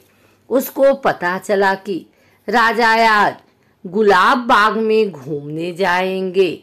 उसने गुलाबी रंग की पोशाक पहन ली, 16 श्रृंगार किया और अच्छे अच्छे जेवर पहन लिए और फिर वह गुलाबी चौपड़ और गुलाबी रस्सी लेकर गुलाब बाग में राजा के आने से पहले ही पहुंच गई। बाग में पहुंचकर उसने गुलाबी चौपड़ बिछा दी और पास में ही झूला डालकर झूलने लगी। राजा बाग में घूमने आए तो उन्होंने उसे देखा और सोचने लगा कि कितनी सुंदर राजकुमारी झूल रही है। रानी ने पूछा, चौपड़ खेलें? राजा ने हामी भरी। दोनों चौपड़ खेले, बातें की और फिर राजा वहां से चले गए। राजमहल जाते समय राजा मन ही मन विचार करने लगे कि ऐसी सुंदर कन्या तो अपने महल में होनी चाहिए। राजा के महल में आने से पहले ही छोटी रानी दासियों की मदद से राजमहल आ गई। अब दूसरे दिन रानी ने पता कराया कि राजा कौन से वाले बाग में जाएंगे। रानी को पता चला कि राजा हरियाली बाग में जाएंगे। उस दिन रानी हरी पोशाक पहनकर और 16 श्रृंगार करके हरी चौपड़, हरी रस्सी लेकर दासियों को साथ में लेकर बाग में पहुंच गई। चौपड़ बिछाया, झूला लगवाया और झूलने लगी। राजा के आने पर दूसरे दिन भी वह पूछती है, चौपड़ खेलें? राजा कहते हैं, हाँ खेलते हैं। तीसरे दिन वह लाल बाग में गई, लाल पोशाक पहनी, लाल चौपड़ ली और लाल रस्सी लेकर गई। और फिर चौथे दिन केसरिया पोशाक पहनकर, केसरिया चौपड़ और रस्सी लेकर केसरिया बाग में गई। राजा उस पर बहुत ही मोहित हो गए, पर राजकुमारी को तो मालूम था तो शर्माती नहीं थी। अगली रात रानी ने चारों पोशाकें, रस्सी और चौपड़ सब रानी के कक्ष के बाहर बरामदे में रख दिए और उंगली के चीरा लगाकर हाय हाय करने लगी। राजा को तो पहले से ही नींद नहीं आ रही थी और वह हाय हाय कर रही थी तो उन्हें तो बहुत ही गुस्सा आया और वो बोले कि आज इस काले मुंह वाली को तलवार से मार डालूं, इसका किस्सा ही खत्म कर देता हूँ। गुस्से में भरे हुए ही राजा उसके कक्ष की तरफ गए। उसके कक्ष के बाहर राजा क्या देखते हैं कि चारों रंग की पोशाक, चौपड़ और रस्सी पड़ी है। राजा को यह सब वहां देखकर सोचने लगे कि यह सब तो उस राजकुमारी के हैं। वो सोचने लगे कि ये सब यहाँ कैसे आ गए। जब राजा कक्ष के भीतर पहुंचे तो उन्हें रानी को देखकर बहुत आश्चर्य होता है। राजा रानी से कहते हैं कि आप यहाँ? रानी कहती है, हाँ। फिर राजा कहते हैं कि रानी आपने हमें धोखा दिया। रानी कहती हैं, मैंने आपको धोखा नहीं दिया, आपने मुझे धोखा दिया। राजा कहते हैं कि तुम्हारे चेहरे पर तो गिलहरी की तरह काली लकीरें थी।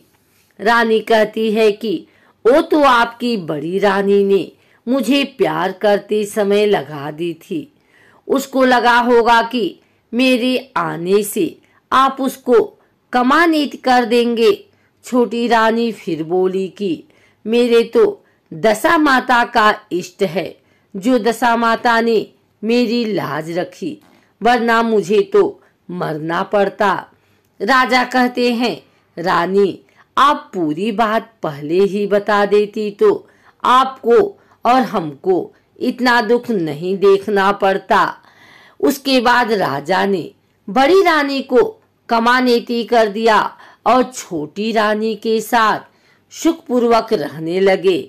हम भी दशा माता जी से यही प्रार्थना करते हैं कि हे दशा माता, जैसा दुख छोटी रानी ने झेला वैसा दुख किसी को झेलना न पड़े, और जैसी कृपा आपने छोटी रानी पर की वैसी कृपा आप हम सब पर भी करना, और जैसी लाज आपने छोटी रानी की रखी वैसी लाज हम सब की भी रखना।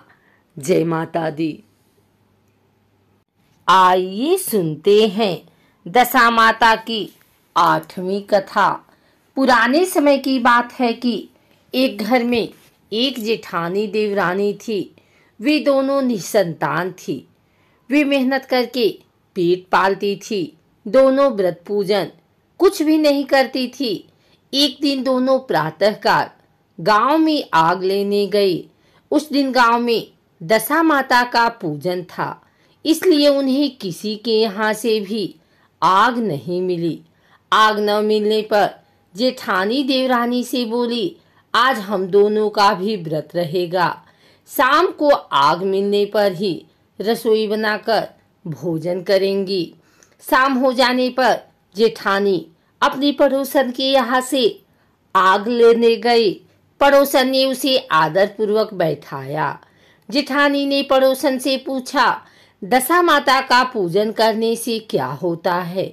पड़ोसन ने बताया कि जिस बात की इच्छा करके डोरा लिया जाता है वह इच्छा पूर्ण हो जाती है। जेठानी यह सुनकर पड़ोसन से बोली, अगली बार जब डोरा लेना हो तो मुझे भी बताना, मैं भी डोरा लूंगी। जेठानी जैसे ही आग लेकर घर से बाहर आई तो उसे गायें चरकर आती दिखाई दी। ग्वाला पीछे आ रहा था। उसके कंधे पर एक बछड़ा था और एक गाय बछड़े को चाटते हुए चल रही थी। पड़ोसन ने ग्वाले से पूछा, तुम्हारी गाय के पहली बार प्रसव हुआ है क्या? ग्वाले ने बताया कि हाँ। पड़ोसन ने फिर पूछा, गाय ने बछड़ा दिया है या बछिया? ग्वाला बोला, बछड़ा है। यह जानकर जेठानी से पड़ोसन ने कहा कि घर जाकर दशा माता का डोरा ले लो। 9 दिन तक व्रत रखकर कथा सुनना तथा 10वें दिन सिर सहित स्नान करके पूजन करना। दशा माता चाहेंगी तो 10 दिन के भीतर ही तुम्हारी मनोकामना पूर्ण हो जाएगी। जेठानी ने घर जाकर सारी बातें देवरानी को बताई। दोनों ने दशा माता से मनौती मांगी कि यदि हम दोनों की संतान होगी तो हम सुहागिनों को न्योता देंगे। दोनों ने दशा माता का डोरा लिया। दशा माता की कृपा से डोरे की पूजा से पहले ही दोनों देवरानी जेठानी गर्भवती हो गई। 9 महीने 9 दिन के बाद दोनों ने 2 लड़कों को जन्म दिया। बालकों के नामकरण संस्कार के बाद देवरानी ने जेठानी से कहा, हमने जो सुहागिनों को न्योतने की मनौती मांगी थी उसे अब पूरा करना चाहिए। जेठानी ने कहा कि अभी ऐसी क्या जल्दी है, जब लड़कों का अन्नप्राशन संस्कार होगा तब सुहागिनों को न्योता देंगे। जब लड़कों का अन्नप्राशन संस्कार हुआ तब देवरानी ने जेठानी से सुहागिनों को न्योतने की बात कही, परंतु जेठानी ने बात को टाल दिया और कहा कि लड़कों के मुंडन संस्कार पर सुहागिनों को न्योता देंगे। होते होते कुछ समय बाद लड़कों का मुंडन संस्कार भी हो गया। देवरानी ने जेठानी को सुहागिनों को न्योतने की बात कही। जेठानी बोली, लड़कों की सगाई के समय ही सुहागिनें न्योती जाएंगी। लड़के बड़े हो गए, उनकी सगाई भी हो गई, परंतु जेठानी ने अब की बार भी सुहागिन नहीं न्योती। जेठानी बोली, जिस दिन लड़कों के फेरे होंगे उसी दिन सुहागिनों को न्योता देंगे। इस पर देवरानी बोली, बहन तुम्हारी जब इच्छा हो तब सुहागिनों को न्योता देना, परंतु मैं तो लग्न के दिन ही सुहागिनों को न्योत दूंगी। देवरानी ने लग्न के दिन ही सुहागिनों को न्योता दिया, परंतु जेठानी ने कुछ भी परवाह न की। लग्न के बाद मातृ का पूजन करके दोनों दूल्हे बारात सजाकर बैंड बाजे सहित ब्याहने चल दिए। देवरानी के बेटे का विवाह बड़ी धूमधाम से सकुशल पूर्ण हो गया, परंतु जेठानी ने सुहागिनों को न्योता नहीं दिया था, इसलिए दशा माता ठीक फेरों के समय उसे उठाकर ले गई। दूल्हे के सहसा गायब हो जाने के कारण वर कन्या दोनों में ही हाहाकार मच गया। उसकी बारात खाली हाथ घर लौटकर आई, परंतु लड़की की माता बड़े संकट में पड़ गई। इस अनब्याही लड़की से कौन विवाह करेगा? पड़ोस के चतुर सुहागिनों ने लड़की की माता को समझाया कि ब्याह का जो सामान बचा है उस सामान को लड़की के हवाले कर दिया जाए। लड़की भिखारियों को सदा व्रत देने लगी। एक दिन एक साधु तीर्थ यात्रा करता हुआ वहां आया। गांव से घने जंगल में एक पीपल का पेड़ था। लोग इस पीपल के पेड़ को पारस पीपल कहते थे। उसी पेड़ पर दशा माता का निवास था। साधु चलता चलता शाम को उसी पेड़ के नीचे ठहर गया। झाड़ूदार ने आकर उसी पेड़ के पास के मैदान में झाड़ू लगाई। भिस्ती ने मस्क से वहां पर छिड़काव कर दिया तथा माली ने यहाँ फूल बिखेर दिए। तब अनेक देवता अनेक प्रकार की पोशाक पहनकर आने लगे तथा स्थान पर बैठने लगे। सबसे बाद में स्वर्ग के राजा इंद्र का सिंहासन उतरा। इसी के साथ स्वर्ग की अप्सराएं आकर सिंहासन के चारों ओर नाचने लगी। उसी समय अधब्याहे लड़के को गोद में लेकर दशा माता पीपल के पेड़ से नीचे उतरी। इंद्र के साथ स्वर्ग से एक सुरा गाय भी आई थी। उसने 2 गिलास दूध दिया था। लड़के ने अधब्याहे के भाग का 1 गिलास अलग रख दिया। दूसरे गिलास का दूध भी पी लिया। जब तक अप्सराओं का नाच गान होता रहा, दशा माता लड़के को गोद में लेकर बैठी रही। प्रातःकाल होते ही देवताओं का दरबार भंग हुआ। साधु भी वहां से चलकर गांव में आया। साधु महाराज गांव में भिक्षा मांगते मांगते अधब्याहे लड़की के घर पहुंचा। लड़की ने आदरपूर्वक साधु को बैठाया और भोजन तैयार किया। लड़की ने 3 पत्तल परोस कर रखे। पहली पत्तल अधब्याहे अपने पति के लिए रखी, दूसरी पत्तल बाबा जी के सामने रखी और 1 पत्तल अपने सामने रखी। बाबा ने अपने आप कहा, वाह, जो बात मैंने रात वहां देखी वही बात यहाँ भी देखने को मिल रही है। लड़की ने पूछा, क्या बात है बाबा जी? साधु बाबा ने बात टालते हुए कहा, हम बैरागी लोग ऐसी अनेक बातें कहते रहते हैं। तुम्हें ऐसी बातों से क्या मतलब? तुम तो भोजन करो और भगवान का भजन करो। लड़की ने हठ पकड़ ली। उसने कहा, जब तक आप अपनी कही बात का खुलासा नहीं करेंगे मैं भोजन नहीं करूंगी। इस पर भी साधु बाबा चुप रहे। तब लड़की बोली कि आप साधु हैं और मैं सती हूँ। आप या तो अपने कथन को स्पष्ट कीजिए कि आपने रात में क्या देखा, नहीं तो मैं आपको श्राप दे दूंगी। तब साधु बाबा ने रात का सारा किस्सा कह सुनाया। यह सुनकर लड़की ने बाबा के साथ पीपल के पेड़ के पास जाने का निश्चय कर लिया। साधु बाबा आगे आगे चले और लड़की उनके पीछे पीछे चलती रही। साधु बाबा लड़की को पारस पीपल के पास छोड़कर चले गए। संध्या होने पर नित्य की तरह जमादार ने झाड़ू लगाई।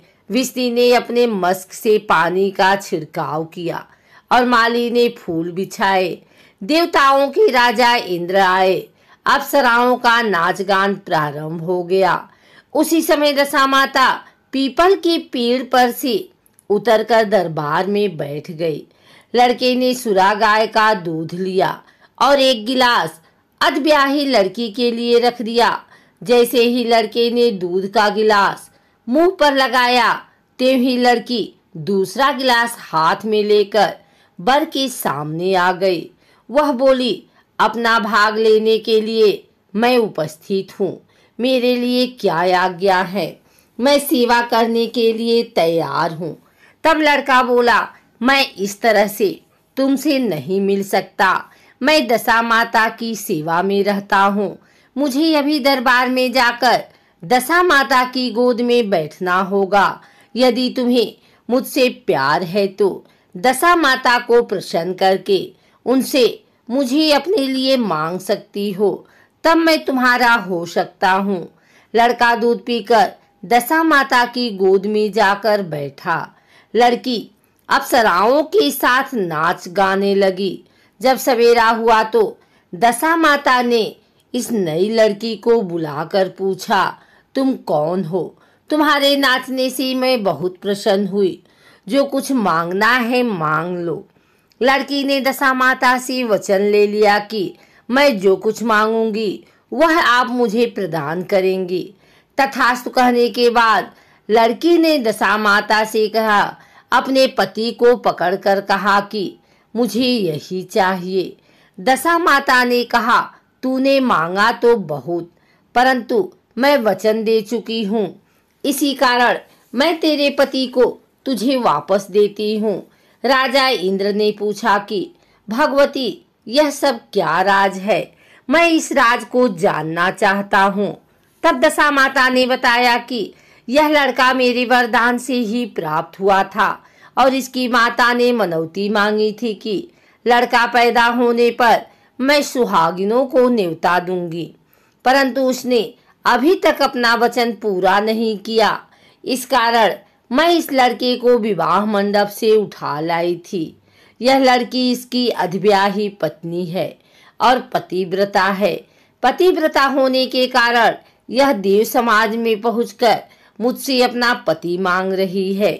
दशा माता के ऐसे वचन सुनकर इंद्र सहित सभी देवताओं ने वर वधू के ऊपर पुष्प की वर्षा की। तब तक साधु बाबा भी वहां पर आ गए। साधु बाबा दूल्हा और दुल्हन को साथ लेकर गांव की ओर चल पड़े। जब ये तीनों गांव के समीप पहुंचे तो गांव वालों ने दूल्हा दुल्हन को देखकर लड़की के पिता को सूचना दी कि तुम्हारी पुत्री दूल्हे के साथ आ रही है। जिस दिन से लड़की चली गई थी तो उसके पिता ने लोकापवाद के डर से बाहर निकलना बंद कर दिया था। गांव वालों की यह भी बात सुनकर उसने घर के किवाड़ बंद कर लिए। उसने समझा लड़की साधु बाबा के साथ आ रही होगी, इसलिए लोग मेरा उपहास कर रहे हैं। जब गांव के गणमान्य व्यक्तियों ने भी वही बात बताई, तब उसने घर के किवाड़ खोले और बाहर निकला। जब उसने सचमुच अपने द्वार पर लड़की और दामाद को खड़े देखा तो उसकी प्रसन्नता का ठिकाना नहीं रहा। लड़की के पिता ने इस खुशी के मौके पर बहुत दान पुण्य किया और फिर से विवाह की तैयारी की। लड़की ने अपनी माता से कहा कि इस तरह से विवाह नहीं होगा। पहले दूल्हे की माता सुहागिनों को न्योता देकर बारात लेकर आए, तब विवाह के नेक पूरे किए जाएं। लड़की के पिता ने लड़के के घर पर खबर भेजी। लड़के की मां ने पहले सुहागिनों को न्योता दिया, तब बारात चली। बड़ी धूमधाम से विवाह हुआ। वर वधू दोनों अपने घर पर आ गए। वधू की खुशी में लड़के की माता ने दोबारा सुहागिनों को न्योता दिया। उसी समय से विवाह के दिन वर के घर पर सुहागिनों का न्योतने की प्रथा चली आ रही है। दशा माता ने जिस तरह सती की दशा बदली, वैसे वह सभी का कल्याण करें। आइए जानते हैं दशा माता की नवमी कथा। एक गांव में एक बुढ़िया ब्राह्मणी रहती थी। वह बहुत गरीब थी। उसका एक बेटा था। एक दिन वह अपने बेटे से बोली, बेटा, कुछ ऐसा काम करो जिससे 4 पैसे की आमदनी हो और हम दोनों का जीवन निर्वाह हो। अब मेरे तो बुढ़ापे के कारण हाथ पैरों ने जवाब दे दिया है। तब उसका लड़का गांव वालों के जानवर चराने लगा। एक दिन लड़का पशुओं को पानी पिलाने नदी पर ले गया। वहां पर महिलाएं स्नान करके दशा माता का डोरा ले रही थी। उनके पास एक डोरा बच गया था। उनमें से एक स्त्री ने कहा कि इस लड़के से पूछो कि यह किसका बेटा है। तब एक स्त्री लड़के के पास जाकर पूछने लगी, तुम्हारे घर में कौन कौन है? लड़के ने बताया कि केवल मेरी बूढ़ी माँ है। स्त्रियों ने लड़के को एक डोरा देते हुए कहा कि तुम इसे ले जाकर अपनी माता को दे दो और कहना कि इसका पूजन और व्रत करें। हम तुम्हें सीधा और पूजा की सामग्री भी बता देते हैं। इसे भी अपने माता को बता देना। लड़के ने उनसे डोरा ले लिया। फिर सब स्त्रियों ने उसे सीधा भी दिया। लड़का उस सामान को लेकर घर आया। उसने दरवाजे से ही माँ को पुकार कर कहा, गठरी को उतार लो, मैं बोझ से दबा जा रहा हूँ। उसकी माँ बहुत प्रसन्न हुई। माँ ने बेटे से पूछा, यह सब कहाँ से लाए हो? लड़के ने माँ को सब समाचार सुनाकर दशा माता का डोरा भी दे दिया। बुढ़िया ने डोरे को लेकर माथे से लगाया और उसी दिन से व्रत करने लगी। 9 दिन तक कथा कहानी कहती रही। 10वें दिन उसने डोरे की पूजन की। वह देहरी के बाहर गोबर से लीप रही थी कि उसी समय एक बहुत ही गरीब बुढ़िया आकर बोली कि क्या कर रही हो बहन? उसने जवाब दिया कि आज मेरे घर पर दशा माता का पूजन है, इसलिए लीप रही हूँ। उस बुढ़िया रूपी दशा माता ने मुझे बहुत प्यास लगी है बोली, थोड़ा सा पानी पिला दे।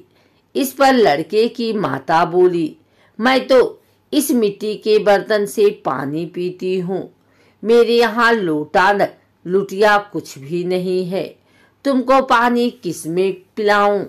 एक कटोरी ही मेरे घर में है, पता नहीं वह कहाँ पड़ी होगी। जरा तुम ठहरो, मैं कटोरी लेकर आती हूँ, तब तुमको पानी पिलाऊंगी।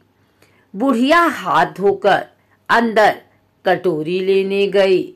इसी बीच दशा माता, जिन्होंने बुढ़िया का रूप धारण कर रखा था, उसके मटके रखने की जगह पर एक सोने का घड़ा रखकर अंतर ध्यान हो गई। उस जगह पर एक सोने का घड़ा रखकर जब वो अंतर ध्यान हो गई तो बुढ़िया कटोरी लेकर मटके के पास आई। वहां सोने का घड़ा देखकर घबराई। वह मन में सोचने लगी कि मुझ पर बुढ़ापे में चोरी का नाम लगेगा, मैं चोर कहलाऊंगी।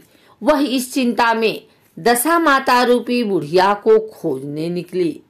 तब तक उसका लड़का भी घर आ गया था। उसने माँ से पूछा, तुम किसे खोज रही हो? उसने बताया, अभी क्षीण अवस्था वाली बुढ़िया आई थी और यहाँ सोने का घड़ा रखकर न जाने कहाँ चली गई। लड़के ने बताया, वह ही तो दशा माता थी, उन्होंने तुमको यहाँ घड़ा दिया है। दोबारा फिर कभी वह आए तो उनके स्वागत में कोई कमी नहीं रखना और उनकी आज्ञा का पालन करना। जब तुम नदी पर नहाने जाओ तो तुम्हें नदी घाट पर जो भी चीज मिले उसको दशा माता का दिया हुआ प्रसाद समझकर ले लेना। किसी से यह पूछताछ मत करना कि यह चीज किसकी है, यह कहाँ से आई है। बुढ़िया नदी में नहाकर बाहर निकली तो उसे सोने का घड़ा भरा दिखाई दिया और उसके पास ही अच्छे वस्त्र रखे थे। बुढ़िया ने कपड़ों को पहन लिया और घड़े को हाथ में लेकर चलने की तैयारी की। चारकहार एक डोली लेकर उसके पास आए। कहारों ने उसे डोली में बैठने को कहा।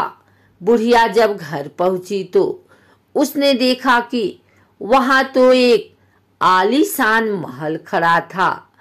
बुढ़िया महल के अंदर चली गई। वहां उसने श्रद्धापूर्वक और भक्ति भाव से दशा माता के डोरे का पूजन किया और हाथ जोड़कर वरदान मांगा कि जिस प्रकार तुमने मुझे संपत्ति दी है उसी प्रकार मेरे घर में एक सुशील बहू और आ जाए, तभी यह सब शोभा देगा। कुछ दिनों बाद लड़के का विवाह हो गया और बहुत ही सुंदर बहू सुशील बुढ़िया के घर आ गई। बुढ़िया ने दोबारा दशा माता से वर मांगा कि जैसे मेरे बहू बेटे सुशील और सज्जन हैं, उसी प्रकार के मैं पौत्र पाऊं। कुछ दिनों बाद बुढ़िया के यहाँ एक पौत्र रूपी रत्न पैदा हुआ। एक दिन बुढ़िया ने अपनी बहू को पास बैठाकर समझाया कि मेरी यह सब संपत्ति दशा माता की प्रदान की हुई है। उन्हीं की कृपा से तुम इस घर में आई हो।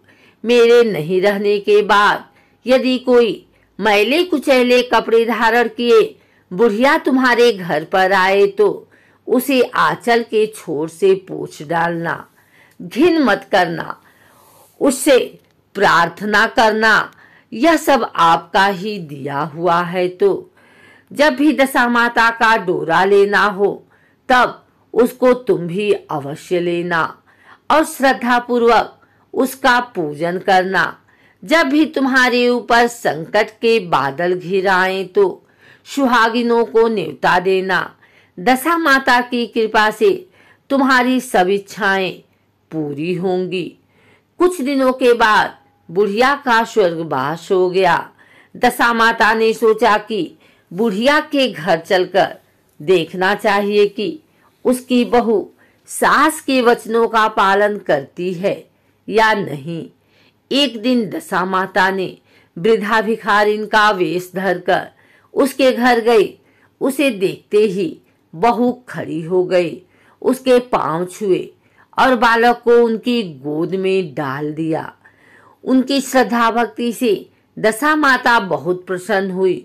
उन्होंने आशीर्वाद दिया कि तेरी धर्म बुद्धि है, भगवान तेरा सदैव कल्याण करेंगे, भंडार भरपूर रहेगा, तू जो इच्छा करेगी वह तुझे अवश्य प्राप्त होगा।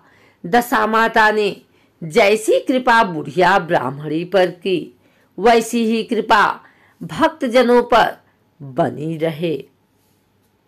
आइए सुनते हैं दशा माता व्रत कथा के 10वें दिन 10वीं कथा।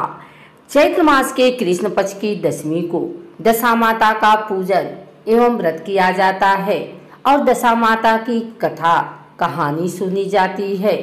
होली के अगले दिन से ही इसका पूजन प्रारंभ हो जाता है जो 10वें दिन समाप्त होता है। प्रतिदिन प्रातः स्त्रियां स्नान आदि करके पूजन की सामग्री लेकर पूजा करती हैं।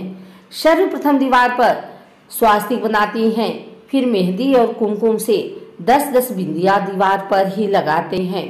फिर पहले स्वास्तिक के रूप में गणपति जी का, फिर 10 बिंदियों के रूप में दशा माता की रोली, मूली, चावल, सुपारी, धूप, दीप, अगरबत्ती व नैवेद्य से पूजन करते हैं।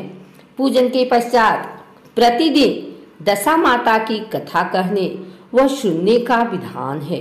इस दिन एक समय भोजन करके व्रत रखने का विधान है। दशा माता का पूजन प्रत्येक स्त्री, सुहागिन या विधवा सबको करना चाहिए क्योंकि यह पूजन एवं व्रत घर की दशा स्थिति को सुखी समृद्धि रखने हेतु किया जाता है। पूजन में एक विशेष बात होती है कि एक हल्दी में रगा 10 गांठे में लगा हुआ धागा होता है जिसको दशा माता की बेल कहते हैं। इस बेल को पूजन के समय दशा माता को चढ़ाकर पुनः ले लेते हैं। इसको गले में धारण करने का विधान है।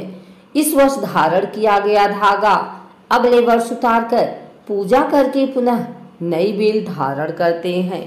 दशा माता की कहानी इस प्रकार है। दशा माता का व्रत चैत्र कृष्ण दशमी को किया जाता है। यह व्रत घर की दशा के लिए किया जाता है।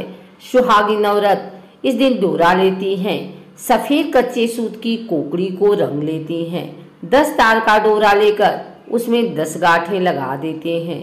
डोरी को जलती हुई होली दिखाकर पहन लेते हैं। 10 गेहूं के आखे लेकर कहानी सुनते हैं। एक कहानी सुनकर एक आखा नीचे रख देती हैं।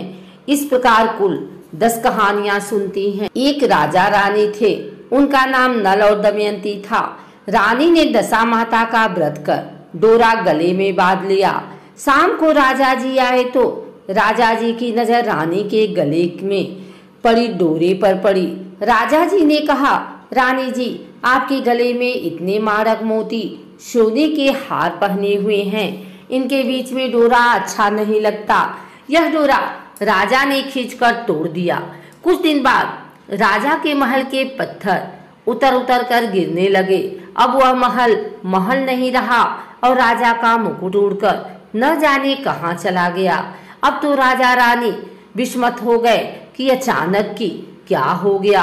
उन्होंने वह राज्य छोड़कर दूसरी जगह जाने का निश्चय किया। राज्य के बाहर थोड़ी दूर की रास्ते में अंधेरा हो गया। राजा रानी ने वहीं रात बिताने का निश्चय किया। उन्होंने वहां एक माली का बगीचा देखा। माली बाहर आया तो राजा ने पूछा, हम रात यहाँ बसेरा कर लें क्या? माली ने कहा, हाँ कर लो। जब राजा रानी वहां रात रुके, सुबह उठने पर देखा बगीचा तो हरा भरा था, एकदम से बंजर कैसे हो गया। वहां घास का तो नामो निशान नहीं था। जब किसान उठा और उसने भी यह हाल देखा तो राजा रानी को बहुत बुरा भला कहा और वहां से निकाल दिया। राजा रानी आगे गए तो वहां एक तेलन का घर देखा तो तेलन से दोपहर रुकने का आश्रय मांगा। तेलन ने भी उसे आश्रय दिया। तेलन के तेल को कोटिए और डिब्बे तेल से भरे हुए थे। जब राजा रानी वहां से चले गए तो देखा तेल के डिब्बे और कोटी अपने आप खाली हो गए। तब तेलन ने कहा, क्या मालूम कैसे नरभागों को मैंने आश्रय दिया, जो मेरे तो नुकसान ही नुकसान हो गया। वहां से राजा रानी गालियां खाते हुए आगे बढ़े। थोड़ी देर बाद राजा की बहन का गांव आया। राजा ने किसी से कहलवाया कि उसके भाई भौजाई आए हैं और तालाब के किनारे रुके हुए हैं। बहन ने यह समाचार सुना तो भाई भौजाई के लिए 2-4 ठंडी रोटी ऊपर से 2 प्याज डालकर नौकर के साथ भिजवा दिए और वापस समाचार कहलवाया कि अभी मेरे को समय नहीं है और यह कलेवा कर लें। भाई भौजाई ने आपस में कहा, बहन का कोई कसूर नहीं, सब अपनी दशा का चक्कर है, अपनी दशा खराब है इसलिए सभी बैरी हो गए हैं। और दोनों ने रोटी और प्याज वहां पर खड्डा खोदकर गाड़ दिया। थोड़े और आगे गए तो राजा का दोस्त मिल गया और कहा कि मेरे घर चलो, और घर ले जाकर उनकी खूब खातिरदारी करी, चाय पानी पिलाया। और भाई दोस्त की घर की एक दीवार पर खूंटी पर एक हार लटका हुआ था, वहीं पर एक मोर बैठा हुआ था। उसने वह हार निगल लिया। राजा रानी वहां से रवाना हो गए। दोस्त की पत्नी ने देखा कि जो हार खूंटी पर टिका हुआ था वह वहां पर नहीं है। दोस्त की पत्नी ने कहा कि जिन्हें आपने घर पर बुलाया था उन्होंने मेरा हार चुरा लिया है। पति ने कहा कि मेरा दोस्त चोर नहीं है, गरीबी के कारण ले गया होगा। राजा रानी ने सोचा कि अब हम दोनों को एक ही जगह पर जाकर रहना चाहिए, जहां हमें कोई न जानते हो और कोई न रहे। राजा रानी एक जंगल में चले गए। वहां पर राजा दिन में लकड़ियां की भारी भेजकर पैसों से आटा नमक मिर्ची आदि लाकर अपना गुजारा करते। एक दिन रानी ने राजा से कहा कि मैं दशा माता का व्रत करूंगी, मुझे कच्चा सूत का डोरा और कोकड़ी लाकर देना। दूसरे दिन राजा ने ज्यादा लकड़ियां इकट्ठी की और रानी के लिए कच्चा सूत और डोरी की गट्ठी भी ले आए। रानी ने कहा कि मुझे यह डोरा बनाना है और होली की झाल देखनी है, उसके बाद पूजा करनी है और कथा सुननी है। दूसरे दिन राजा पूजा पाठ की सामग्री ले आया और खुद पूजा की और कथा सुनी। और होली को देखने के लिए वह गांव से थोड़ी दूर आ गया जहां कुछ लोग रहते थे। वहां पर कुछ औरतें पूजा कथा कर रही थी। रानी ने कहा कि मुझे भी पूजा कथा करनी है और मेरा यह डोरा सफेद है, इसे रंगना भी है। औरतों ने कहा कि यहाँ पर बहुत रंग पड़ा है और रानी ने दशा माता के डोरे को 10 तार का किया और 10 गांठ लगाई और रंग से रंगा और होली की जाल दिखाकर अपने गले में पहन लिया। डोरे को गले में पहनते ही राजा की लकड़ियां चंदन की हो गई, जो बहुत महंगी बिकी। लकड़ियों का पैसा लेकर खुशी खुशी घर आए। रानी भी पीपल की पूजा कथा करके दशा माता की कहानी सुन के घर के लिए रवाना हो गई। वहां दशा माता के समय 10 कहानियां सुनी। 10 गेहूं की आंखें लेकर कहानियां सुनी और एक एक कहानी सुनते हुए एक एक आँखा नीचे रखती गई। उनमें शिव पार्वती जी की लोबिया, तोभिया की, गजानन जी की, आरी बारी, कान कवारी और भी छोटी मोटी मिलाकर 10 कहानी सुनी। घर आई तो राजा ने कहा कि मैं आज बहुत सारा पूजा पाठ का सामान लेकर आया हूँ, तू खूब आनंद से पूजा करना। हमारी सारी लकड़ी चंदन की हो गई जो खूब महंगी बिकी है। रानी ने राजा से कहा कि आज दशा माता का व्रत करके डोरा पहना है, अब हमारे आनंद ही आनंद हो जाएगा। राजा ने कहा कि अब हमारे राज्य में वापस चलते हैं। राजा रानी वापस अपने राज्य की ओर चलते हैं तो रास्ते में पहले दोस्त के घर जाते हैं। दोस्त ने कहा आओ आराम कर लो। राजा ने कहा कि तुम्हारी पत्नी ने पहले भी हम पर चोरी का इल्जाम लगाया था, अब रुककर क्या करें। दोस्त ने फिर भी उन्हें रोका और पहले वाले कमरे में ही बैठा दिया, चाय पानी और कलेवा करवाया।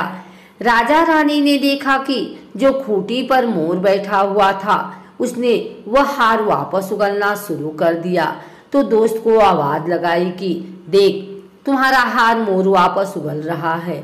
दोस्त ने देखा तो उसे विश्वास हो गया कि मेरा दोस्त की दशा खराब होने की वजह से उन्हें ऐसा दिन देखना पड़ा। राजा फिर अपनी बहन के गांव में गया तो उसकी बहन ने बहुत बढ़िया भोजन करवाया, पर राजा रानी ने नहीं किया। जब पहले की जगह जहां पर उन्होंने गड्ढा खोदकर रोटी और प्याज को डाला था, देखा तो रोटी और प्याज सोने चांदी के हो गए हैं, जिनको बहन को देकर वहां से चले गए। और तेलन के घर पहुंचे तो तेलन ने उनके रुकने पर मना कर दिया और कहा कि पहले भी कौन अभागे आए थे जिनकी वजह से मेरे तेल के डिब्बे और कोठियां खाली हो गई। राजा रानी ने कहा कि वह हम ही थे, हमारी दशा खराब चल रही थी जिसकी वजह से यह दिन देखने पड़े और तेलन के घर रुक गए। तो तेलन ने देखा कि उसके सारे डिब्बे और कोठियां वापस से तेल से भर गई हैं। आगे आकर उन्होंने माली के बाग में विश्राम किया तो वापस खेत व बाग बगीचा हरा भरा हो गया। प्रजा को पता चला कि राजा रानी आ रहे हैं तो प्रजा बहुत खुश हो गई। राज्य में जाते ही महल दशा माता का डोरा वापस पहना तो खड़ा हो गया और राजा रानी ने दशा माता की जय जयकार की।